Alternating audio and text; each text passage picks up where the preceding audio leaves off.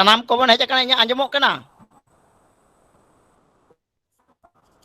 amol kaina amol hej len doy ehop me recording chaluin na ehop me puylu rege sanam koten ale bhesa pata kon ikale kojok kana थोड़ा बिलॉमेन ताबोना नवा programme किछु त्रुटि खातिर ते machine करना ओनाते सनाम को जहां बन हेज आकना उनको कोठे आले बेसा पाटा खन इकई को जोक कना मा ताले तेहें आदो बन एतहोप लगे ते냐 गालमाराव जोहार सनाम दिसम रेन तेहें नवा गूगल मीट ऑनलाइन गालमाराव अखड़ा रे हेज सेटर आकान मानोतान गोमके साउंते जहां नवा ऑनलाइन गालमाराव गूगल मीट बा फेसबुक लाइव बन नेले दो उनको सनाम सांतार गाखुड़िए सांतार समाज रेन सुसरिया सुबुदिए सनाम कोगे इया पहाटा खन ओद जापा गॉड जोहार साउंते अब सांतार समाज रेन सिकनत बहा मिसी को सनाम को आलेया भेट सांतार एसोसिएशन वेस्ट बेंगल पहाटा खन हो दुलड़ी चाला को कना तेहें याई शर्मा याई गेल पुन शर्मा पुरो भारत दिसम फुरगल महा अर्थात 74 बछर भारत दिसम स्वाधीनता मनाए आको सानाम पकाड़ रेन होड़ सानाम के बन बढ़ाया 1947 साल रेना 15 अगस्त माने तेहें लेकान दिन रे भारत दिसम फुरगल लेना सानाम दिसम रे मानमी तेहें नो फुरगल मना को मनाया मेनखान नो दिसम फुरगल लगी आयमा मानमी मित काते इंग्रेज सांग लड़ाई काते दिसम को फुरगल लिया उनको सनाम हुलगिरिया को हो तेहें लेकान दिन रे इन डबो जोहारातिन गॉड जोहारिन एमा को कना उन वक्त हो सनाम मानमी मित काते शत्रु को लागा को तेहें दिसम फुरगल खातिर और तेहें हो गोटा दिसम पकड़ रेन सनाम लेकान मानमी मित काते मित शत्रु सांग लड़ाई लागी मित आकाना को आर बांखान दिसम रेन मानमी बांचाव बांग बन ताहेना उन वक्त दो शत्रु सांग सामांग सामांग लड़ाई लेना को चेदा से शत्रु दो को नेल नामो कान तहेन आर निना नितो कान वक्त रे दो शत्रु दो बाय नेलो कनाय उनी दो कनाय कोरोना जहां रुवर ना ᱧᱩᱛᱩᱢ दो होयो कना कोविड-19 सानाम के बोन बाड़ाया कोविड-19 एमन मिटांग रोग हेज कना सानाम दिसम रे ओकय हो ओड़ा खन बांग को उडुक दाड़या कना बतरते जहाना कामी के नितो बांग नितो बांग कराव गानो कना सानाम कोगे ओड़ा रे दुरुब रेगे मेना आकात कोआ ओंका गे तेहें आबो सांतार घारोज रे हो आयमा सिखनत जुवन बहा मिसी को बेकार मेना आकात कोआ मानमी जीवन सुलुकते तोराव इदी लगी लाक्तिया भाले जम न्यू भाले हरो बांधे साव साव ओड़ा रे से घारोज रे किचिगान पैसा काउडी और ओना दो आबो सांतार कोठेन दो सब समय बांग ताहेन कना और बांग खातिर मौजते घारोज जीवन बांग को खंडाव दाड़े कना आबो लेकान सांतार और नोआ इदी कातेत गे तेहें खन नोआ डाहार गालमाराव आखड़ा सापड़ावा कना तेहें दो नोआ रेना पुइलू हटिंग कना नोआ पुइलू हटिंग रे जहां गालमाराव लागित ले सदर आकाना ओना गालमाराव रे तेहें किन नोडे सेटेर आकाना किन गालमाराव किन से गालोचिया किन मानोतान डॉक्टर स्टीफेन सोरेन गोमके ताकिन उनकिन दो assistant professor West Bengal university of animal and fishery sciences Kolkata रे सांग जपड़ाव मेना आका किना और साउते मेना आका दिया डॉक्टर गुरुपदो मांडी गोमके महाशय उनी दो होयो कनाय अब जीव जियली चितान रे रोग आजार रेना विशेषज्ञ कनाय उनी दो नदिया पहाटा खन हेजा कनाय तेहें दो नुमकिना मोचा खन के बन आंजमा मिद बार कथा बाबत नोआ गालमाराव बाबत और नोआ खातिर पुइलू रेगे इन ले खातिर इन अरदास आय कना तेहें पुइलू गालोचिया मानोतान गोमके डॉक्टर स्टीफेन सोरेन गोमके आबिन आदो मा तेहेंया नोआ गालोचिया बेपारते आबिन जेन ओय डहार चितान रे मानमी जीवन चलाव लगी जीव जियली आसुल नोआ बाबद मिद बार कथा गालोच आबिन।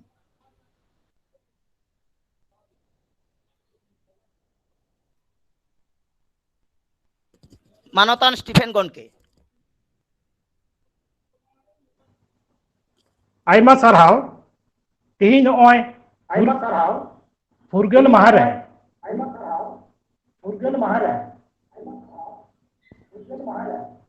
थोड़ा गान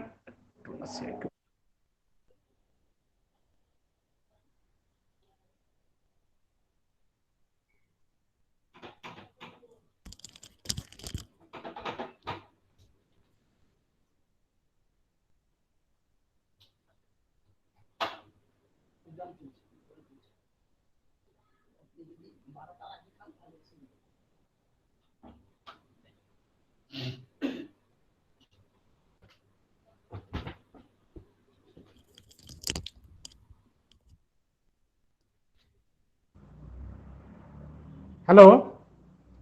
हेलो तिहिना गालमाराव रे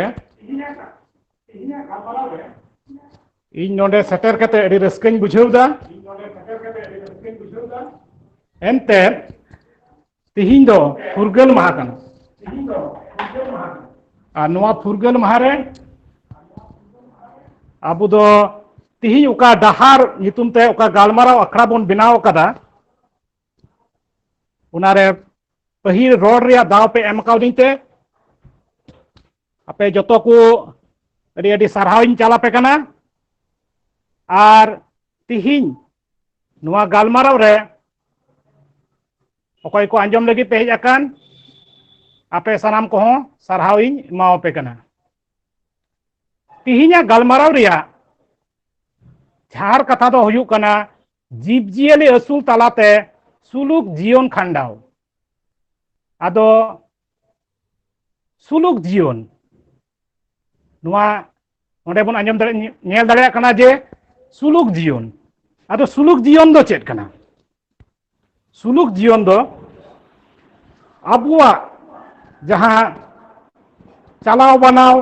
जम न्यू से हरो बांधे को मिला तबन उना को जेमन मौज तेबन चलाव अगु दाड़ेया उना इये तेगी सुलुक जीवन दो कथा दो हिजुक कना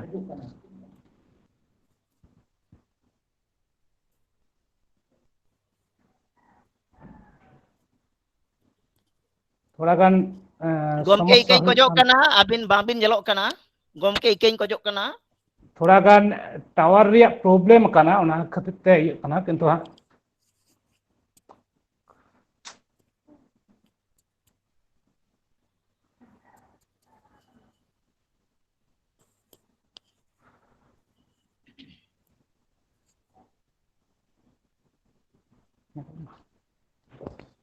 हेलो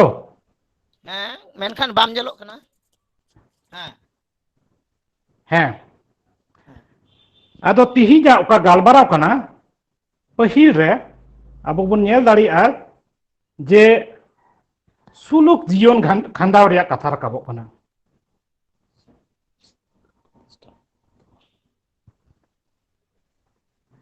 मानवा जीवन रे अबुआ जरूरा पहिल रे हरक बांदी जम न्यू आर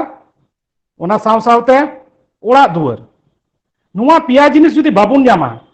एन खाज अबुआ जीवन दो ठीक ठाक लेका बाबुन चलाव दाड़िया ओना लेका रे येलो कना जे अबुआ हरक बांदी लगी से जम न्यू लगी से टाका पैसा लगी ओड़ा दुआर लगी टाका पैसा रिया जरूर दो मिना गया आदो टाका पैसा दो उका खय बुन न्यामा पहिल कुकली दो नुआ कना नेतो अबु नेल हुयु ताबुना उका खय नुआ टाका पैसा बुन न्यामा एनते टाका पैसा छाड़ा जम न्यू हरो बांदी से ओड़ा दुआर हो ठीक ठाक लेका बाबुन बनाव दाड़िया आदो तिहिना गालमाराव रे नुआ कोगे बुन गालमारावा चिकाते अबुआ संसार ठीक ठाक चलाव लगी टाका पैसा बुन अर्जाव दाड़िया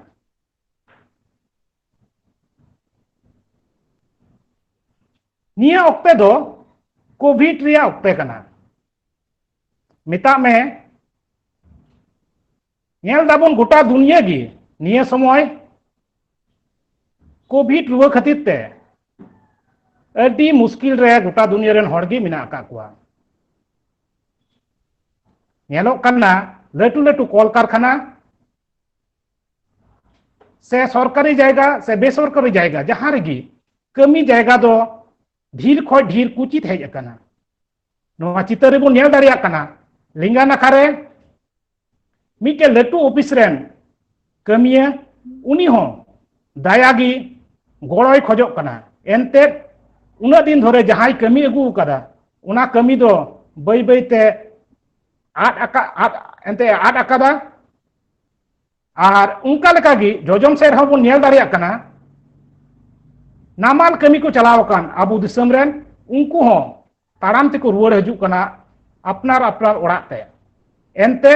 जहां जगह रे कमी लगी को चलाव लेना उना जगह रे हो कमी दो आद अकान तकवा आदो होय बो नेल दा जोतो श्रेणी रेन गी बांग दो चितान रेन बांग दो लातार रेन बांग दो तालामाला रेन जोतो होड़ा गी जहां कमी तहे कना उना कमी दो बई बई ते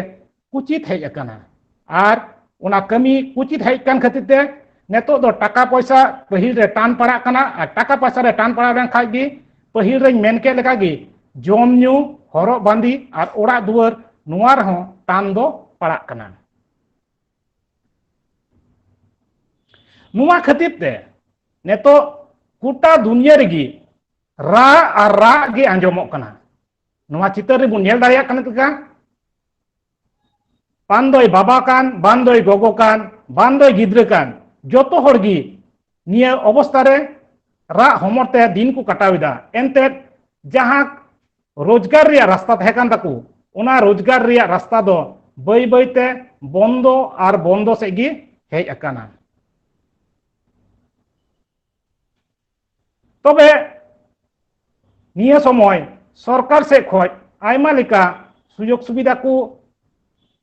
एमा बुन कान गिया जेलेका पहिल रे मेन गानोआ रेशनिंग व्यवस्था खातिर ते नेतो दो चावली से गुहुम से चीनी से सुनुम दाल नुआ को बुन नामेद गिया मेनखान कुकली दो नुआ गी चेद नुआ को सरकार से कोका गड़ो बुन नामेद कान नुआ तिगी अबुआ सानामा पुरो ताबुना जम लगी पासे हुयुक कना दाका बुन नामदा मेनखान एकेन दाका जम कते बुन बांचाव दाड़िया पासे उना दो तीस की बाबुन दाड़िया उना एते अबु दो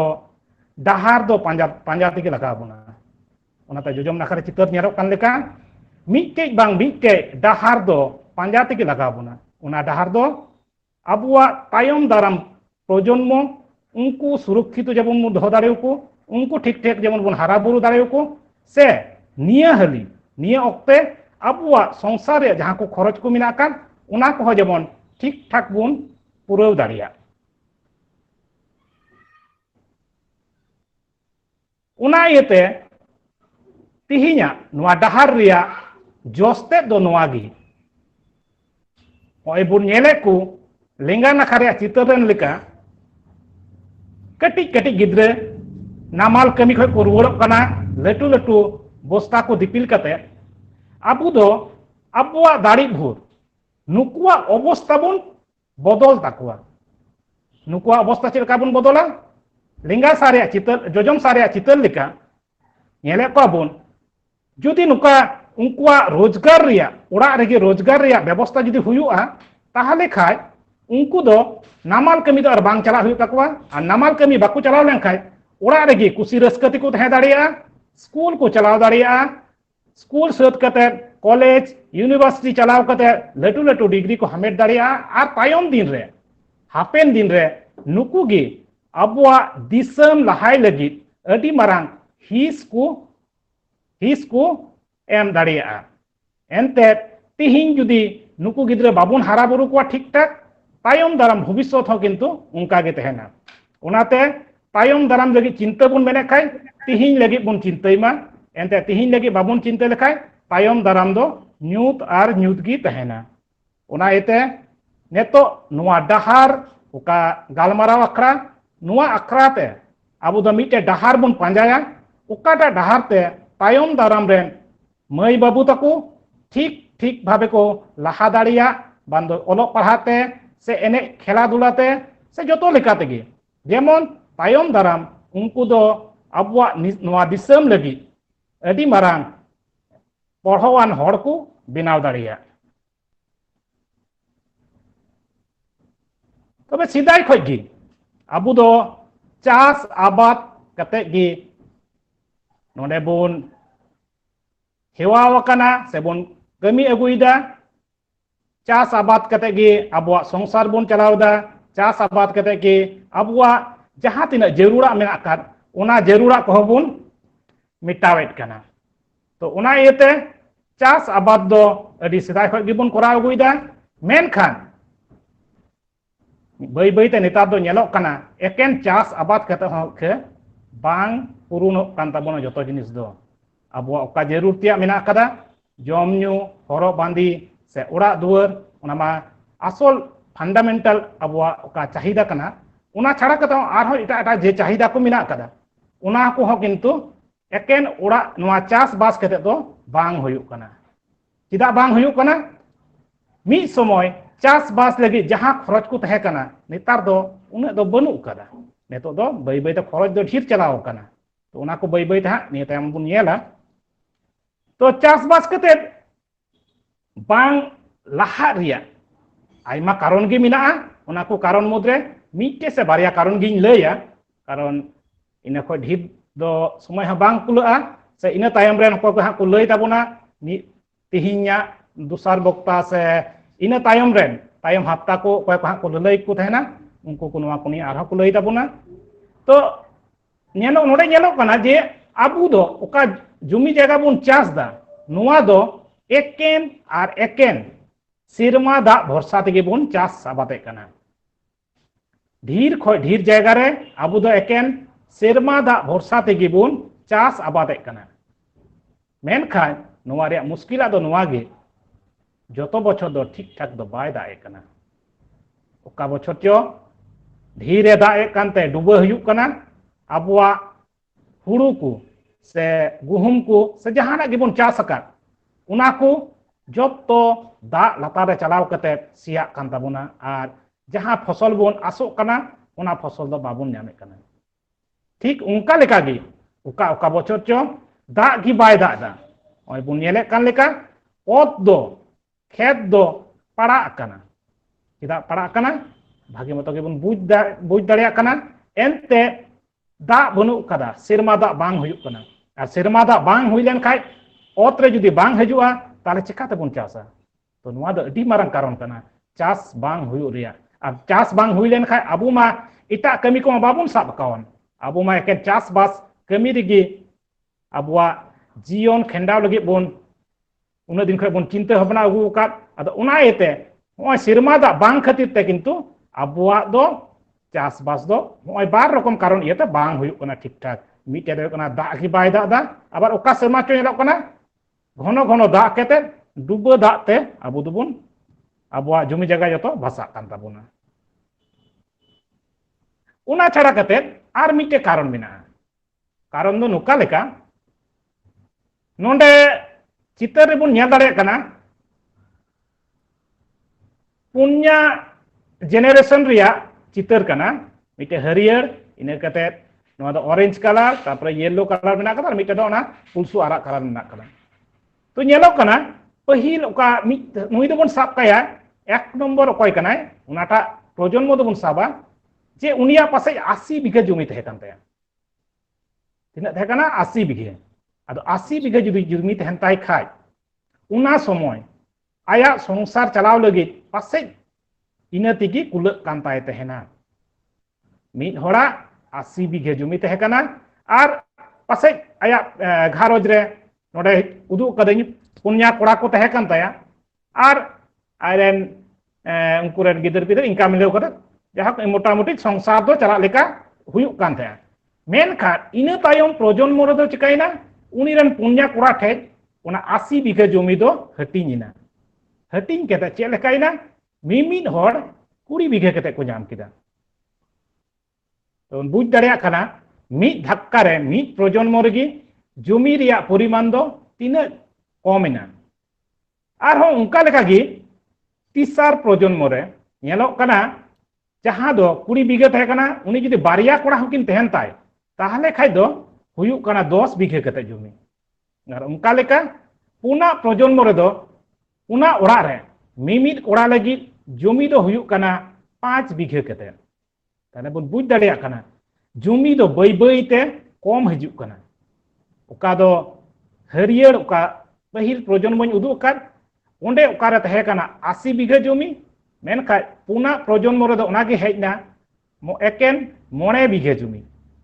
बुझ दाड़े कना 80 बीघा और 9 बीघा मध्य तीना गान फरक मेना कदा आयमा फरक हाँ तबे हगनवा मिटे कारण कना जे जमी जगह कम हजुक कना जमी जगह कम लेखा तले उना दन तो उपाय के बना लहा रे ताहले आबो दो चिका हुई तबना अल्टरनेट सोर्स ऑफ इनकम दो पांजा तेगे लगा बोना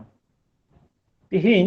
एटा रास्ता जुदी बाबुन नेला एटा डहार जुदी बाबुन पांजाया एकेन जमी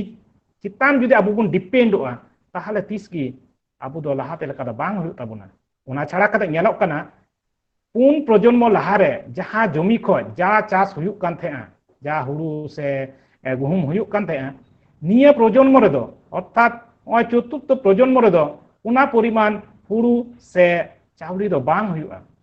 चेदा बांग हुयुआ ओका जमी रिया चरित्र थे कना उन समय पासे खाली गुरी सहार तेगे हुयुक कान थे नका नेतो दो उना तो बांग हुयुआ फर्टिलाइजर को हाना नो व्यवहार तेगे लगा और उनका ते चना चास रिया खरच दो दिन के दिन ढीर और ढीर तेगे चला कना और होनवा ये तेगे अबो दो नेतो नामाल कमी चला तेबुन बाध्य कना चेदा ते अबो दो चास छाड़ा एटा कमी होरा अडी होड़गी ढीर होड़गी बाबुन साब अकादा अडी मिद बार होड़ को साब अकादा ओना दो परसेंटेज लेखा जनी 0.0 समथिंग गे हुयुआ ओना खो ढीर होड़ दो बांग से चक्री बकरी हो अडी कम होड़ गे बन चक्री आबो होड़ हपन तला रे दो ढीर होड़ गे चास बास चितान को निर्भरशीला और होय लई के बारिया कारण गोमके कटिंग केचेद बिना तार माने अबिन नोआ बिन मेन होचोया जे मानमी को बन संख्या तेबन बाड़ती दी कना मेनखान चास आबाद रेना जहां जमीआरी ओना दो बई बई ते कम सेन के चलाव दी कना कम से गे चला कना ठीक ठीक नोआ कथा गे कारण है कना नेला बुन उन समय ओना लहारिया चितर जुदी नसिया बुन नेला आर मिद धाव नेलो कना और अबिना कथा लेकाते आर मिटन कथा आलिन जहां बुझ केया जे नोडे जहां को नेले उनको को होयतो को बुझिया तब आलिन लिन मोनेली नोआ बिन ले होचोया जे तार परे हो जहां तीन कम जमी मेना अकाना ओना रे जहां चासो कना चास रे जहां खर्चा बन कराया ओना अनुसार जहां फसल फसवा कना और आबो जहां खर्चा बन कराया ओना आदि फरक बुझे कना अर्थात खर्चाय आबन जास्ती और चास रे फसल फलाव काते इनकम हुई कना कम ऐसे एकदम एकदम एकदम नोआ नोआटा एकटा नोआ गे लय हुई कना कारण हुई कना उन समय ओका खर्चा हुई कना ओना लका नेतो दो बांग हुई कना नेतो दो चना खर्चा दो ढीर चला कना और फसल दो कम बुन नाम दा हिसाब लेखाय पासे माइनस गे बुन तहन कना तो उना इते तो बाध्य कना बुन संगिन दिसम कमी चला लगिन कारण एटा रास्ता बाबुन साब अकादा एटा डहार बाबुन पंजाव अकादा तो उनाते तो ऑक्टे सेटरक कना आबो हो एटा डहार दो पंजा तेगे लगा बुना एकेन चास बास भरसा रे बुन तहलेन खाय तीसरे गे लहा से दो बाबुन चलाव दाड़िया तो उना इयते अब ने तो चिंता दरकार रास्ता दो आयमा मेना कदा डहार दो आयमा मेना कदा जोजम नाखा चितर बन नेल दाड़े कना तीना हानते नाते डहार मेना कना नोआ डहार दो कना मिमिद गोटे अब असुलो रिया अपासुलु रिया डहार कना चित चित बुन अपनार दाड़िया नेलो कना मिटे डहार नोडे खो हानते चलाव कना नोडे खो हानते माने जहां से बुन मेन ओने बांग्ला तेको मेन लेका टाका हावाय उड़े माने सरी कान गया नोआ दो मेनखा अबो उना ओका हवा रे होय रे उड़ कना टाका उना किंतु साब रिया डहार किंतु अबो नाम लगा बुना तीन हेबी बाबुन नामा उन हेबी अबो दो जुहा चापू लिंगा सेरन बाबू कोड़ा लेका जुहा गे चापू को हुई तबुना बाबुन बुझ दड़िया आतु करे ढेर की नेल कना ढेर कायते बछर रे मिद धाव को चासा बाकी समय दो को चिकायदा बाकी समय दो तास गाती से गडिया आड़ी रे को दुड़ुब कोआ दारी बुटो रे को दुड़ुब कोआ इने केता को कमी चिदा इने समय तो इटा आरहो चु कमी गानोआ बछर रे मिद धाव चास खरा इने छाड़ा चिदा बाबुन कमी ओय बुन येले काना डाहार तो आयमा मिना कदा तो डाहार तो पांजा लगा बोना पांजा नाम लगा बोना ओना दो होई दाड़े चा दुकान हो होई दाड़े चॉप अखरिñ हो होई दाड़े से आर इटा जहान दुकान हो होई दाड़े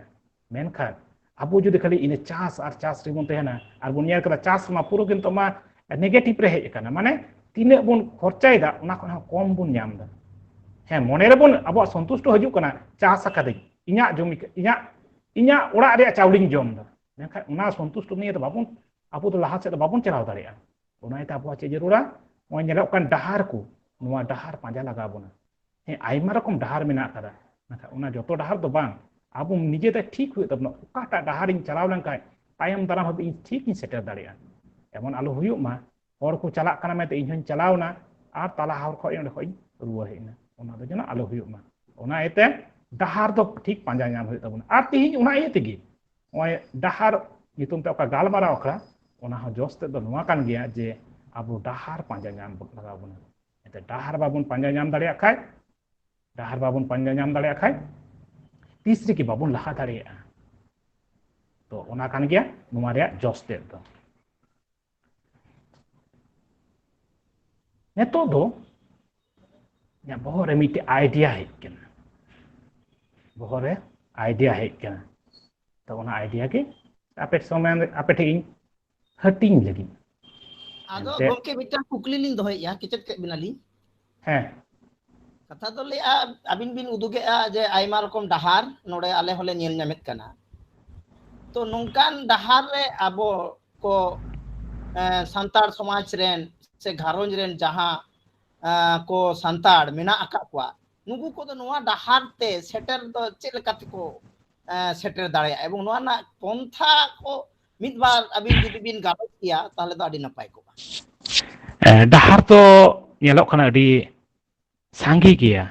उसार हो उसारा मिना आर साकड़ा डहार हो मिना आदो ओका डहार बोन अपनारा ओना दो पहिल रे लेंगाना खारन बाबू कोड़ा चेद का तिंगु वकान लेका चिंता तो चिंता लगा बोना जे ओका डहारिन चला हे ओका डहारिन चलाव लन खाज इया ओका गोल मिना कदा से इया ओका जगह सेटर इन मेनदा ओना जगह सेटर दाड़िया आदो ओना गे डहार तो आयमा मिना सरकार से को आयमा डहार तो को उदु अबन कना सरकार से को टीवी करे बन येलदा विज्ञापन को हुयुक कना से रेडियो करे हो हैं तो ओना को मुद्रे इन दो थिन मिटे डहार रिया चेद कता अबवा जीवन सुलुक जीवन बन खेंडाव दाड़िया ओना रे मिटे डहार नासे इन लया बना अच्छा अच्छा आदो होय आइडिया जहां लैदा ओना आइडिया दो मिटे डहार इन लया बना पासे नोआ डहार हबन अपना दाड़िया खाय अबवा का पहिल स्लाइड रे लay किदा अबवा मौलिक ओका चाहिदा को मेना कदा जेमन जमन्यु हरक बांदी आर ओड़ा पासे नोआ लगे अभाव दो बांग हुई ताबोना आर नोआ जुदी पूर्ण ताबोना तायम दाराम ओका को सेकेंडरी ओका चाहिदा को मेना द्वितीय श्रेणी रे ओका चाहिदा को मेना ओना को पूर्ण दो उन असुविधा दो पासे बांग हुआ आदो नोआ हर दो इन दो मेना जीव जीली असुल और ओना जीव जीली असुल कते की पासे सुलुक जीवन खांडाव रिया मिटे हर दो ᱧᱟᱢ दाड़िया बोन अच्छा अच्छा नेतो कुकली हुयुक कना जीव जीली दो ओकय को अब बड़ाई गया से जो के नोआ दो मिना ताबोना आइडिया हो जे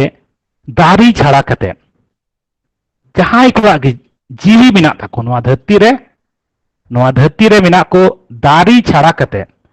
जहां को जीवी मिना ताको जतो की कना को जीव जीली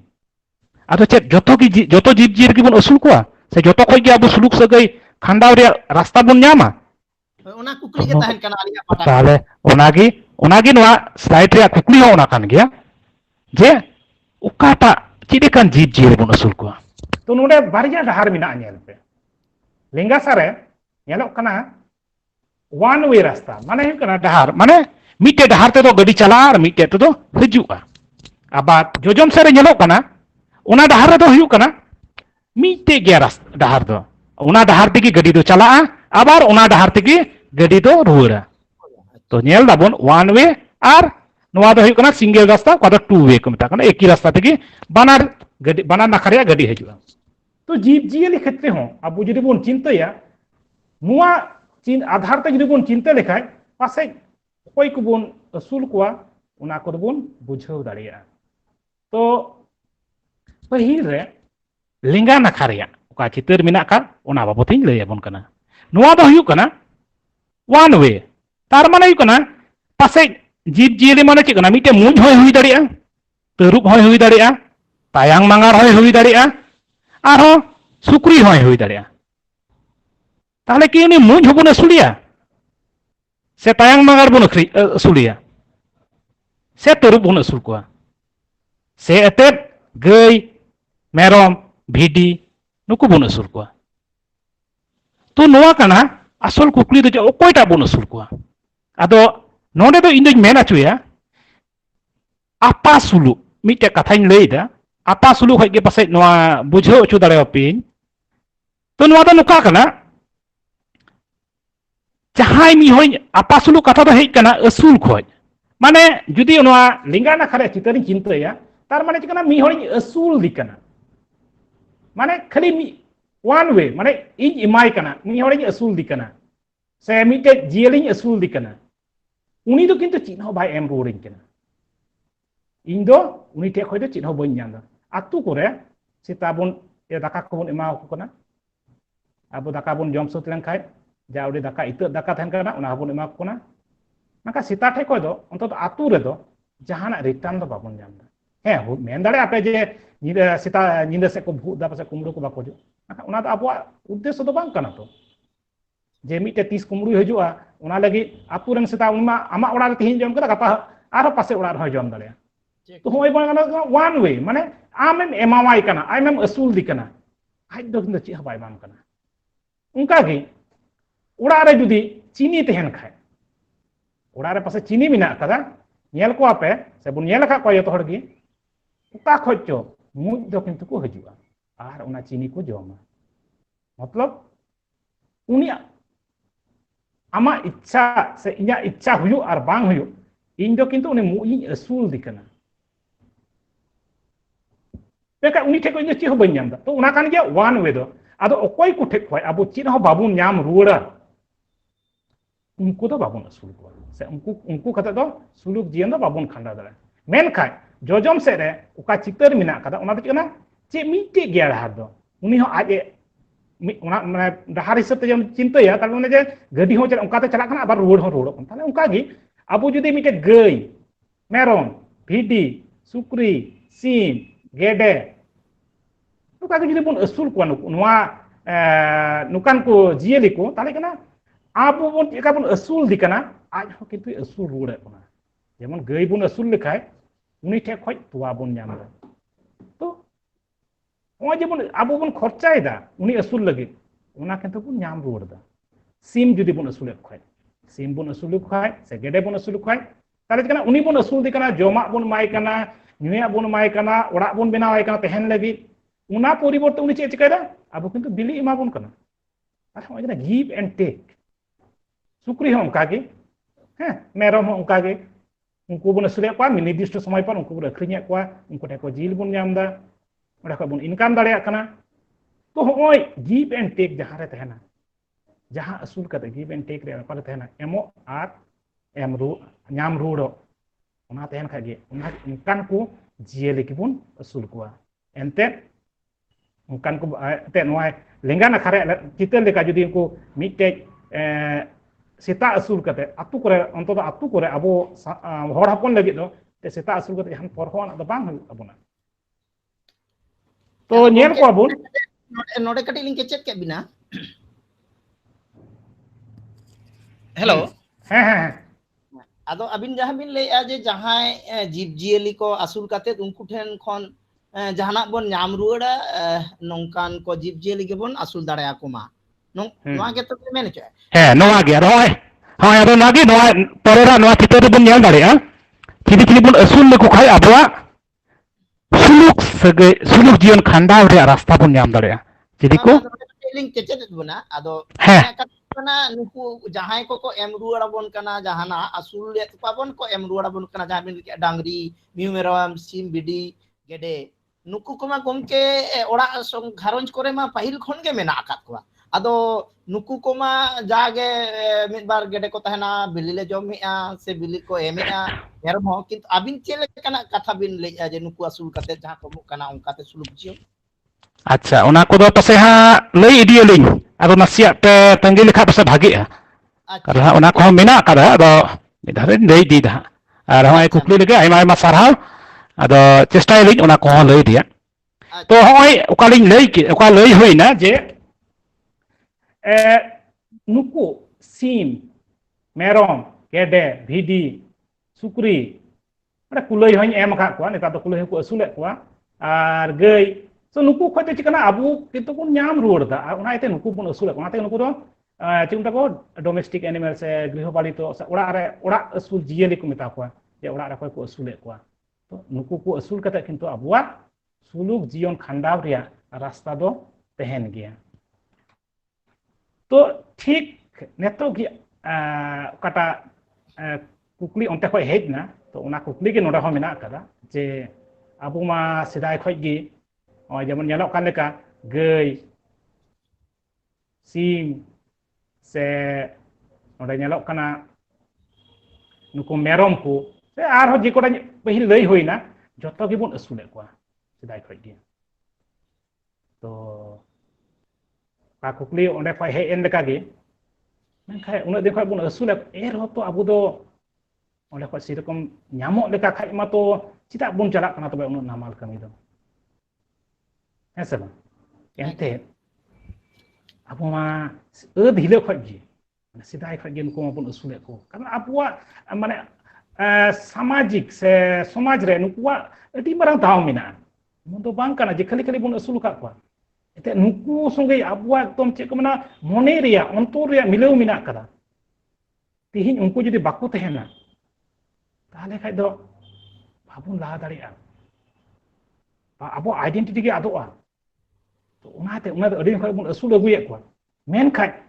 एर हो तो होय चिंता नवा के चिंता रे कथा जे एर हो तो बाबुन जान कोता तो होय इनकम को ठीक ठाक बांग हुयु कान ताबुन थे तो उनागी पैकु बाबत बुन गाल मारावा चिदा बांग हुयु कना से आरो इटा जिनिस को तो नोडे उपय दो मिट्टे के इंदों लैया मिट्टे बारिया के लैया कारण इन टाइम हा जहां लैया उनी आरो अडी उसार माछाते नवा नि लैया उनाते नवाटा पार्ट तो इन कम गिन लैदा तो नोडे तो जला उपय दे जकना बारिया हैबिट मिना कदा से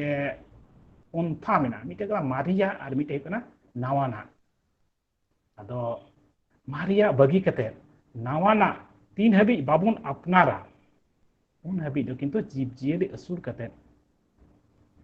अडी दो बाबुन लहा दाड़िया पासे असुल दो बुन असुल को गे अडी दिन खय गी मेनखाय नावा नावा ओका पद्धति को हेज कना से टेक्नोलॉजी को हेज कना उना को दो अबो अपनार तेगे लगा बुना उना जदि बाबुन अपनार दाड़िया ताहले किंतु बाबुन लहा दाड़िया से उन्हें खय रोजगार को ठीक ठाक बांग हुई दाड़ियो ताबुना अदो नेलो कना चितान रे चित्र पिया चित्र दिन धो का लिंगा से रे पिया जोजम से रे पिया लिंगा से रे चे नेलो कना लिंगा से रे नेलो कना पहिला चितान रे नेलो कना इने जोजम नाकार हो इने को नाको ताला रे दो कना ओड़ा नोडे हो ओड़ा मेना कना आर मुचे रे दो हे कना उनको जीव जियले सु तो नुवा को जतो के मिटे लिंक मिना एमन तो बांग कना जे हठात करे मिटे हाना से नुवा एमो कना तो नुवा ऑन का कना लिंक दो जुदी अबु ओय एने सिरिंग उका मेनेलो कान उना जुदी बुन बदला ताले चेद हुयुआ एते इन उका पहिलिंग लई केदा जे अबु जीव जियले असुल दो हिवा बदल हुयु ताबुन ताले किन तो कुकली तो मुका हो हुइ दाड़े ताले कि एने सिरिंग हो बदल हुयु ताबुना अब ओड़ा दुआर जो बदल हुई ताबुना नोडे इंदों मेना एने सिरिंग और ओड़ा दुआर दो आलू बुन बदलना एंते नुआ जुदी बुन बदला ताले आबु दो माने आबु जबन आबुआ जेति के आदो ताबुना आबुआ जेति से आबुआ आइडेंटिटी के आदो ताबुना ओनाते एने सिरिंग जहां मेना कदा चे लेका मेना इनका गे तहे चुगी ताई नेतार होय आधुनिकता दो ओनाटा छुआ खय दो संगिन और संगिन रेगे बुन तहेनमा ठीक उनका लेखा गे ᱚᱲᱟᱜ ᱫᱩᱣᱟᱹᱨ ᱟᱵᱚᱣᱟᱜ ᱧᱮᱞ ᱠᱟᱱᱟ ᱟᱛᱩ ᱠᱚᱨᱮ ᱱᱚᱜᱼᱚᱭ ᱞᱮᱸᱜᱟᱥᱟᱨᱮ ᱚᱲᱟᱜ ᱨᱮ ᱧᱮᱞ ᱯᱮ ᱱᱚᱰᱮ ᱛᱤᱱᱟᱹᱜ ᱢᱚᱡᱽ ᱫᱮᱭᱟᱞ ᱨᱮ ᱟᱵᱚᱣᱟᱜ ᱢᱤᱫᱴᱮᱡ उन्ना मज अब हर आतु रे चलाव लेनखा जहां रेगे एकदम तीना मज सजाव का को पोताव का को विभिन्न हासा रे रंग ते तीना मज नेलो तबना नोआ के अब आइडेंटिटी कना जहां बारे खय को चला बुझाय नोआ दो हर आतु कना मेनते चितर मिटा आइडेंटिटी कन नाना हुनर चितर हैं नाना हुनर चितर मज मिटा अब आर्टिस्टिक मिटे अबुरेन गोगोजना को मिना कदा नोआ के नोआ ख फुटे कना नोआ तो एटा जाति नोआ धरती रे कोई जाति रे के बनु कदा कुल्ही कुल्ही रे अडी मारंग गुरुत्व मेना कदा अडी मारंग अवदान ना अब अडी मारंग जतो खय मारंग परब कान तबन सोहराय सोहराय दो कुल्ही छाड़ा दो किंतु बांग हुयुआ से डांगरा खुंटव से आरो एनै सेरिंग को जतो के अब कुल्ही रे एमन के कुल्ही बैसी उना अब कुल्ही रे के बन दुड़ुबो कना एटा नेता रेन लेका लटू लटू हॉल भाड़ा कते आतु रे ओका बैसी कोना के बाबन दुड़ुबो कना अब कुल्ही रे के बन दुड़ुबो कना तो कुल्ही रे गुरुत्व मेन का कुल्ही दो पासे तहन गया पाका ओड़ा कते जोजम नाखा बन नेल लेखाय मेका नोआ पाका ओड़ा नेतार ओका को बनाव बन कना जे ढालाई रास्ता हुयुक कना कुल्ही दो ढालाई रिया हुयुक कना ताले चिका कना ढालाई रिया हुयुक कन काय आबुआ ओका रीति रिवाज तहे कना सोहराय करे से आर एटा एटा करे विशेष करे सोहराय रे तो डांगरा दो कारे बन खुंटे गया मिटे पाका रास्ता जुदी हुयुक तबना कुल्ही जुदी ढालायोआ ताहले सोहराय खुंटे डांगरा दो कारे बन खुंटे गया तो होय दो होनवाटा चेंज दो किंतु बांग चेंजो खागी भागिया आदो इया ओका हुदिस कांतिया ओड़ा नोडे बन नेल हासा ओड़ा नोडे बन पाका ओड़ा पासे ओना इंदिरा आवास रे ओड़ा कना तो चिका कना नुआ ओड़ा दो तीस के दो अब आइडेंटिटी बाबन फुटो उगु दाड़ेया तो होना किन ओना तके खाटोतेन लैदा नुआ किन बारिया दो एने सिरी और ओड़ा दुवर दो बाबन बदल लेखाय गी भागी मेन खाय आबू लहा लगी आबुआ समाज लहाय लगी से आबुआ घारोंज रिया इनकम लहाय लगी सुलुक जीवन खांडाव लगी जीव जियले असूल रिया धारा दो बदल और बदल तेगी लगाबुना चे लेका तबन बदला अडी जस्ती तो बइन लेदा नोआ दो नोआ टाइम रे ना लैया तो मिटे दो कना पहिल दो कना असूल धारा माइन लई केदा जियले बाछाओ पहिल अब चेष्टा चिंता हुई तबना जे उकोय जियलिन असूलिया चे लगी असूलिया माने पर्पस चे लगी तो अब दो गई हबुन असूल दाड़े को मेरम हबुन असूल दाड़े को सुक्री हबुन असूल दाड़े को से उनका लेका आरो एटा एटा जियलि को अब जरूर लेका मेनखाय चिंता हुआ जे जहां बन असूल को कारण उनको टे को अल्टीमेट मिटे प्रोडक्ट बन नामा तो जुदी गई खाय दो तोआ बन नामदा सिम गेडे खाय दो बिली बन नामदा आर मेरम भिडी सुक्री नुकु को जुदी बन असूल खाय जिल लगी बन असूल को आदो पहिल चिंता असूल ओना एतोहब लहारे अब चिंता लगा बना ओना इलाका मार्केट चे लगा जुदी जहां हर आतु पासे जहां पासे असूल एहब एमेंदा दिको आतु तला रे तहना अदो ओंडे सुक्री असूल कता किंतु लाभ तो बांग हुई तबना मेनखाय आबो दिसम करे दो सुक्री असूल दो अडी लाभजनक व्यवसाय कना विशेष कर आबो जहां रे आबो सांताल को मिना का बना दिको तला रे उना बनो रहो नेतार आबो तला रे तो किंतु मिना हाट पाता जहां रे गेम चलान खाय सुक्री जिल रे जहाना बांग जहाना दो नामो गया हाट एम चलाव len खाय सुक्री जिल को अखरिñ अगुये गया को अखरिñ गया को से अखरिñो गिता बना आबो बन इयर का अखरिñो गया तो उना दो आबो चिंता लगा बना उनका गे बिली से तुआ जहां गेबुर चिकाय तो अब एम तेना लहार बन चिंताया जे ओकाटा अल्टीमेट बन न्यामा उना जाते ठीक ठाक बन मार्केट दाड़िया माने बन अखरिñ दाड़िया और बाखा जदि बाबन अखरिñ दाड़िया ताहले किंतु उना रास्ता अपनार कते दो जहां लाभ दो बांग हुई तबन इना तायम मिना कदा जेत बाछाव दो चे कना धरो जहां मी हर गेडे असूल दी कना अड़ी दिन खो पासे गड़िया मेना काते अड़ी दिन खो असूल अगुए को मेनखाय मिटे देसी गेडे को तीना बिली नामो बछर रे ढीर खो ढीर 70 खो 80 टी ओना खो ढीर बिली दो बांग नामो आदो मिटे गेडे सारा बछर इन असूल दी कना आर उनी ठे को नाम द तीना 70 থেকে 80 टी बिली मिमिट गोटे बिली रिया दाम जुदी 80 टी बिली के जुदी हिसाबा मिमिट गोटे बिली रिया दाम 5 টাকা তেন খায় 400 টাকা ᱜᱮ ᱦᱩᱭᱱᱟ ᱢᱮᱱᱠᱷᱟᱱ ᱡᱩᱫᱤ ᱟᱵᱚ ᱡᱟᱹᱛ ᱵᱚᱱ ᱵᱚᱫᱚᱞᱟ যেমন ᱦᱩᱭᱩᱜ ᱠᱟᱱᱟ ᱫᱮᱥᱤ ᱜᱮᱰᱮ ᱠᱷᱚᱡ ᱤᱧ ᱯᱟᱥᱮᱡ ᱠᱷᱟᱠᱤ ᱠᱮᱢᱵᱮᱞ ᱡᱟᱹᱛ ᱨᱮᱱ ᱜᱮᱰᱮᱧ ᱟᱹᱥᱩᱞ ᱠᱮᱫᱮᱭᱟ তাহলে খাকি ক্যাম্বেল ᱨᱮᱱ ᱜᱮᱰᱮ ᱫᱚ ᱵᱟᱲᱟᱭ ᱜᱮᱭᱟᱵᱚᱱ ᱵᱤᱞᱤ ᱞᱟᱹᱜᱤᱫ ᱜᱚᱴᱟ ᱫᱩᱱᱭᱟᱹ ᱨᱮ ᱟᱹᱰᱤ ᱠᱚ ᱵᱤᱠᱠᱷᱟᱛᱚᱣᱟ ᱵᱤᱞᱤ ᱞᱟᱹᱜᱤᱫ ᱜᱚᱴᱟ ᱫᱩᱱᱭᱟᱹ ᱨᱮᱱ ᱦᱚᱲ ᱱᱤᱛᱚᱜ ᱠᱷᱟᱠᱤ ᱠᱮᱢᱵᱮᱞ ᱜᱮᱰᱮ ᱥᱮᱫ ᱠᱚ ᱞᱟᱦᱟᱣ ᱟᱠᱟᱱᱟ ᱞᱟᱣᱮᱨ ᱟᱠᱟᱱᱟ ᱠᱚ ᱩᱱᱠᱩ ᱠᱚ ᱟᱹᱥᱩᱞ ᱠᱚ ᱞᱟᱹᱜᱤᱫ ᱮᱱᱛᱮ ᱱᱩᱠᱩ ᱜᱮᱰᱮ ᱫᱚ ᱵᱚᱪᱷᱚᱨ ᱨᱮ 300 ᱞᱮᱠᱟ ᱠᱚ ᱵᱤᱞᱤᱭᱟ ᱡᱟᱦᱟᱸ ᱨᱮ ᱫᱮᱥᱤ ᱜᱮᱰᱮ ᱫᱚ 70 ᱠᱷᱚᱡ 80 ᱴᱤ ᱢᱮᱱᱠᱷᱟᱱ ᱚᱸᱰᱮ ᱠᱷᱟᱠᱤ ᱠᱮᱢᱵᱮᱞ ᱜᱮᱰᱮ ᱫᱚ 300 ᱞᱮᱠᱟ ᱠᱚ ᱵᱤᱞᱤᱭᱮᱫᱟ ᱵᱚᱪᱷᱚᱨ ᱨᱮ ᱢᱤᱢᱤᱫ ᱜᱚᱴᱮᱡ ᱜᱮᱰᱮ ᱠᱷᱚᱡ ᱚᱱᱟ ᱪᱷᱟᱲᱟ নুকু গেডে আসুল রেদো দাগ রেয়া জরুর হো বানুক কাদা গadiya se ডোভা রে জরুর হো বানুआ একেন মিট গামরা দাগ তহেন খাই গে উনকু গেডে বন আসুল দাড়েও को उनका लेका गई गई को चिका कना आबू दो देसी गई उपाय ताबन तीना को तोवायदा 1 केजी 2 केजी 3 केजी ओना को ढेर तो पासे बाको तोवायदा आदो ओना के जुदी आबू जात बुन बदला नेतो विदेश जात रन गई पासे बाबन असुल दाड़े वाट को ठीक गया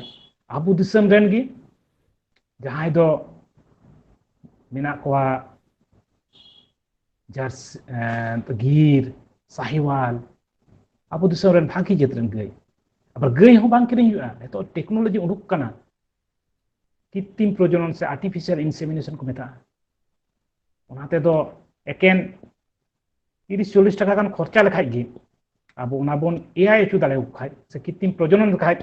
আবু দো ওনা জিতরেন হপন বন নাম কোয়া আর উনকো হপন যদি বন হারা দাঁড়াও কোয়া উনকোয়া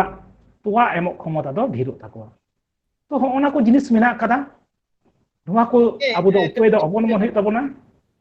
কাটি চুলুং খাটো মচাতে মানে কৃত্রিম প্রজনন সে এআই বিন লেখি আনওয়া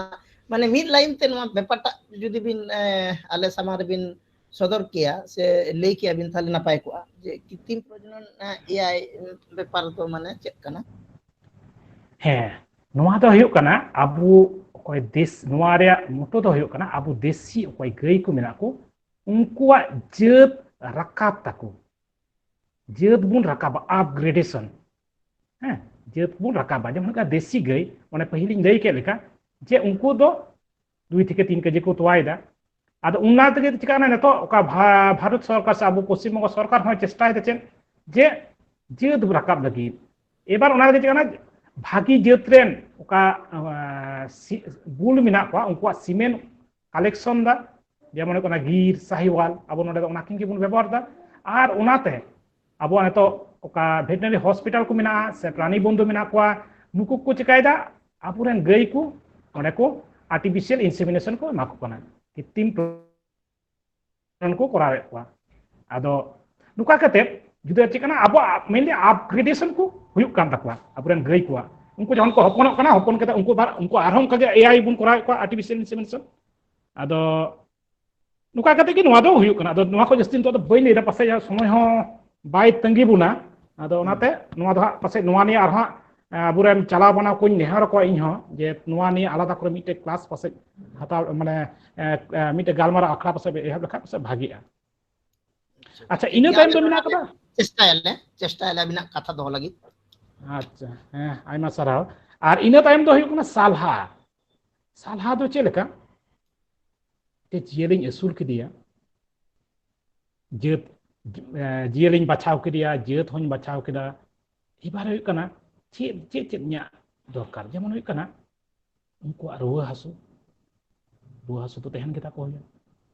तो उना रुआ को चिकातኝ बांचाव दो को उना सलाह किंतु इन डाक्टर को चेक को हताव लगावनिया वैक्सीन 3 समय मा को हुया उना सलाह किंतु डाक्टर बाबू को समय सलाह हताव कते उनको कथा लेका इन चला लगावनिया आर बांखा नेलोआ आतु को ढेर कते नेलो कना सीम को मेरम को सुकरी को आयमा को असुले को गया उनको को चिका कना आजका गे चे को रुआ जो हजुक कना आर जत्तो को गोज चाबा कना तो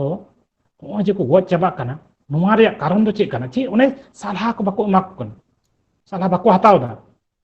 वैक्सीन सम्बन्ध कोनो आइडिया बनु कदा तो होना को आबो किंतु हताव लगा बना आदो 3 समय चे रुआ रे चे वैक्सीन को हुआ से चे रुआ को हुई तकवा चे वैक्सीन बन एमा को उना को निये दो तिहिना गालमाराव दो उना दो बइन लहायदा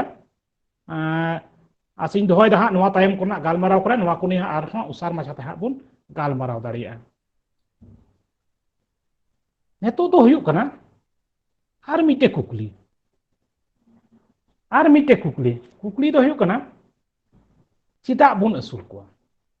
जीव जियली असुल कते आदु की जहाना लाभ हुई तबुना और जुदी लाभ हुई का चेक लाभ हुई तबुना पहिल रे नेलो कना ओय मिटे कना समाज रिया सामाजिक मिटे लाभ हुई तबुना उनको टे को जोमा बुन नाम दाड़िया कना रोजगार हुई कन तबुना तापर आपासुलु मिटे मेना कदा उनका के नुकु असु कते मिटे कमी हबुन नाम दाड़िया कना से नुकु हारता को बुन व्यवहार दाड़िया कना को गुरी बुन व्यवहार दाड़िया कना से नुकु जियले को खेलोडिया हिसाब ते बुन व्यवहार दाड़िया कना तो होय जे उनक गान गुण मिना आबो जुदी नुकु जीव जियले बुन असुल कोआ ताहले किंतु नोवा को गुण ओका को चेक को मेता उद्देश्य ओना को किंतु पूर्ण ताबुना और जुदी बाबुन असुल कोआ ताहले किंतु नोवा को उद्देश्य दो बांग पूर्ण ताबुना और दिला नेतो नोवा को मिमिट कटे खाटो ते लय आबुन कना पहिल दे कना समाज रिया आबो तो समाजबद्ध जीव कना बन आबो विशेष कर आबो हर दो दिकु लेका हांडे नाडे दा बाबुन ओडागा आबो तो मिटे बुन ओडागा मिटे आतु तहन ताबुना मंझी पारगाना को तहना कुलही तहन ताबुना तो होय मिट तिगे बुन तहना आबो तो आबुआ होय एने सिरिंग परब पारबास बापला बिहे भांडान जतो रेगी किंतु इसकारते दिकु जाति लेका दा बाबुन करावा आबो दो जतो गे समाजबद्ध भाबे बुन करावा तो ओनवारे समाज रे आबुआ किंतु नुकु जीव जियलिया अवदान किंतु अड़ी दिन खय गे मेना आकादा आर तहना आर तायम दाराम हबी नुका गे तहना नेलाबुन आबुआ ओका जेतो आबु दो हर हपन दो एने सिरिन दो अड़ी पुन कुसिया एने सिरि रे ओका मेन जिनिस कना टामाक ओना टामाक दो ओका खय बुन नाम दा ओना टामाक दो नामो कना काडा हरता खय टामाक दो नामो कना काडा आदो जीव जियली जुदी बाकु तहना से बाबुन असुल कोआ टामाक दो ओका खय बुन नामा आ टामाक जुदी बांग तहन खाय एने सिरिन दो बय बय ता चाबा ताबुना एने सिरिन चाबा लेन खाय आबु जे मिटे जाति कना बुन जाति सत्ता हो चाबा ताबुना तो उनका लेका तुंदा तो नामो कना गया हाता खय तुंदा रे ओका बाबेते मेना ओना दा गया हाता खय इने कते आबुआ पूजा रे बंगा बुरु रे चिली को बुन व्यवहार को नोडे हो किंतु आबो जियली को बुन व्यवहार को नोडे नेलो कना मारांग बुरु लगी दो आबो दो पुंड बोदा मेरम हपन बुन एमाई कना उनी बुन एमाई कना मारांग बुरु बुन एमाई कना उनका लेका गे जाहिर एरा लगी दो आरा मेरम पट्टी मोणे को तुरुई को लगी दो कालोट सिंह सिंद्रा बोंगा लगी दो आरा सीम संडी सीमा बोंगा लगी दो हेंदे कालोट सीम सावते हपन तो होय बोंगा बुरु रे कथा राखाबना नोवा कर दो किंतु आबो जतो रेगे नुको जियली लगाए बुना नुको जियली जुदी बाकु तहन खाय नोवा को बोंगा बुरु कमी दो बांग पुरे ताबुना उनका गी परब को आबो परब असल परब मुद्रे बारिया जेमन मिटे कना सोहराय आर मिटे कना बाहा इने छाड़ा कथा आर हो सीजन अनुसारे माने हो कना आबो दो जेतु चास बास संगे मिटे जोड़ी तो मिना ताबुना ते चास बास अनुसारे गे आबो परब को दो मिना कादा सीजन लेका गे आदो सोहराय रे जतो खन मारांग परब कान ताबुना मोने सिंह मोने निंदे बुन मानावे कना ओना आरो को मेता कना हती लेकान परब नय नोडे हो किंतु मिटे जियलिया मिटे नोवा नितुम रहो किंतु जियली मिटे ᱧᱩᱢ ᱛᱤᱭᱟᱹᱜᱚᱜ ᱠᱟᱱᱟ ᱦᱟᱹᱛᱤ ᱞᱮᱠᱟ तो नोवा सोहराय रे चिका कना गॉड सुरे समय किंतु सीम हपन लगाबन कना सीम हपन लगाबन थाले कना नोवा जुदी बाको तहना थाले किंतु सोहराय रे एतो बांग एतो होबा उनका लेका नोडे सोहराय रे आबो दो डांगरा खुंटाव रे मिटे चल बिना ताबुना आर अड़ी सिदाय को बन खुंटाव को ने तो हबन खुंटाव को आ तायम दारा हबन खुंटाव को मेन खाय नोडे दो जुदी बाको तहन खाय ताले नोवाटा बांग हुयु ताबुना आ नोवा जुदी बांग हुयु ताले बई बईते नोवा रे ओका परिचिति मिना करा सोहराय रे ओना दो किंतु ᱵᱟᱹᱭ ᱵᱟᱹᱭᱛᱮ ᱟᱛᱳᱜᱼᱟ ᱟᱨ ᱱᱤᱛᱚᱜ ᱚᱱᱮ ᱮᱱᱟᱱᱤᱧ ᱞᱟᱹᱭ ᱠᱮᱫ ᱞᱮᱠᱟ ᱱᱚᱣᱟ ᱡᱩᱫᱤ ᱱᱚᱣᱟ ᱠᱩᱞᱦᱤ ᱦᱚᱸ ᱡᱩᱫᱤ ᱚᱱᱠᱟ ᱰᱷᱟᱞᱟᱭ ᱨᱟᱥᱛᱟ ᱨᱮ ᱦᱩᱭᱩᱜᱼᱟ ᱰᱷᱟᱞᱟᱭᱟᱠᱚ তাহলে কিন্তু ᱚᱱᱟ ᱠᱚᱫᱚ ᱵᱚᱱ ᱟᱦᱟᱫᱟ তারপরে ᱦᱩᱭᱩᱜ ᱠᱟᱱᱟ ᱵᱟᱦᱟ ᱵᱟᱦᱟ ᱨᱮ ᱚᱱᱟ ᱫᱚ ᱵᱟᱨ ᱨᱚᱠᱚᱢ ᱠᱚ ᱵᱮᱵᱚᱦᱟর ᱠᱚᱣᱟ ᱡᱤᱭᱟᱹᱞᱤ ᱠᱚ ᱢᱤᱫᱴᱮᱱ ᱫᱚ ᱦᱩᱭᱩᱜ ᱠᱟᱱᱟ ᱡᱟᱣ ᱥᱮᱨᱢᱟ ᱡᱟᱦᱟᱸ ᱵᱟᱦᱟ ᱠᱚ ᱦᱩᱭᱩᱜᱼᱟ ᱚᱱᱟ ᱞᱟᱹᱜᱤᱫ ᱫᱚ ᱥᱤᱢ ᱦᱚᱯᱚᱱ ᱠᱚ ᱫᱟᱲᱮ ᱠᱚᱣᱟ ᱟᱨ ᱡᱟᱦᱟᱸ ᱫᱚ 9 বছর ᱥᱮ 12 ᱥᱮᱨᱢᱟ ᱯᱚᱨ ᱦᱩᱭᱩᱜᱼᱟ ᱚᱱᱟ ᱞᱟᱹᱜᱤᱫ ᱫᱚ ᱢᱟᱨᱟᱝ ᱵᱩᱨᱩ ᱟᱨ ᱡᱟᱦᱮᱨ ᱮᱨᱟ ᱡᱟᱦᱟᱸ ᱩᱱᱠᱤᱱᱟᱜ ᱞᱟᱜᱟᱜᱼᱟ ᱚᱱᱟ ᱩᱸᱴ ᱵᱚᱫᱟ ᱟᱨ ᱱᱩᱠᱤᱱ ᱟᱨᱟᱜ ᱢᱮᱨᱚᱢ ᱩᱱᱠᱤᱱ ᱜᱮ ᱞᱟᱜᱟᱜᱼᱟ ᱤᱱᱟᱹ ᱠᱟᱛᱮᱫ ᱵᱟᱯᱞᱟ ᱟᱵᱚᱣᱟᱜ ᱥᱚᱦᱨᱟᱭ ᱦᱩᱭᱱᱟ ᱵᱚᱸᱜᱟ ᱵᱩᱨᱩ ᱦᱩᱭᱱᱟ পরব পরবাস হইনা তারা সামাজিক যে অনুষ্ঠান কো মেনা তাহলে ওনার মধ্যে একটা বাপলা বাপলা রেহো কিন্তু চেটি মেরম লাগা তার নডে হো কিন্তু মিটে মেরম মিটে অবদান দো মেনা মেরম মানে আবু জিয়েলি কোয়া ঠিক উনকা লেকা গে নেতার দো আইমা জায়গা রে মেনা আইমা জায়গা দো আর হেজ কানা নোয়া বাড়ি ইতর জিনিস মানে কানা বাপলা রে যাহাই বহু কুড়ি ইদি কিদিয়া কো উনি দো আইরন বাড়ি তে লাগিত মিটে গয়ে এমায়া আইরন বাড়ি তে মানে আজ বহাই মিটে গয়ে এমায়া আদো ওনা দো জামাই ওড়া সে খই কো এমোয়া তো নোয়াটা হো মিটে প্রচলন মেনা কাদা বই বইতে পাশে নোয়া দো আইমা জায়গা আর হেজ কানা তো হয় মিটে চেডি মেরম আর বাড়ি ইতর নোয়া দো কিন্তু বাপলা রে লাগাও বনা তো নোডে হো কিন্তু জীব জিয়ালি অবদান সে ওনে অংশগ্রহণ দো মেনা গিয়া ইনে কাতে ভান্ডান ভান্ডান রে হো কিন্তু আবু দো লাগাও বন গিয়া জিয়ালি কো তো নোডে কি কুকলি তো নুকা কানা যে জীব জিয়ালি যদি কো তেহেন খাই মা কোনো সমস্যা বাং কানা যত রকম আবহাওয়া সামাজিক রীতি রিওয়াজ যা মেনা তোমা যত গে ঠিক ঠাক বন পালন দাড়ায়া কানা যদি জীব জিয়ালি বাকু তেহেনা তাহলে কিন্তু আবহাওয়া নোয়া সান্তাল সমাজ দো সান্তাল সমাজ মেনতে তায়ম দারাম হড় কো লেখায়া সে বাং ওনা কিন্তু আদি মারাং কুকলি তেহেনা এনতে আবহাওয়া যত রে একদম পরব পরবাস বঙ্গা বুর যত রে কিন্তু জীব জিয়ালি আমিকে আদি মারাং এনেম মেনা আদো যদি উনকু জীব জিয়ালি গে বাকু তেহেনা তাহলে কিন্তু সান্তাল সমাজ দো পাসে আদো সান্তাল সমাজ মেনতে তো বাং লেখা ইনে কাতে দুসার पहिला दबन सर केदा समाज रे ओका अवदान जीव जियले को दुसार दो हुयु कना जॉम पर्पस जॉमा हिसाब ते इना दई लई रे लका नेतो दो सरकार से खoj रेशन बुन जाम दा दाका दो पासे कुलो बुन कान गया मेन खाय एकेन दाका जॉम कते दो अबुआ हरमो रिया चाहिदा जहा को मिना ओना दो तीस रगे बांग पुरोनो कना अतारे बुन नेले कना किन आइरन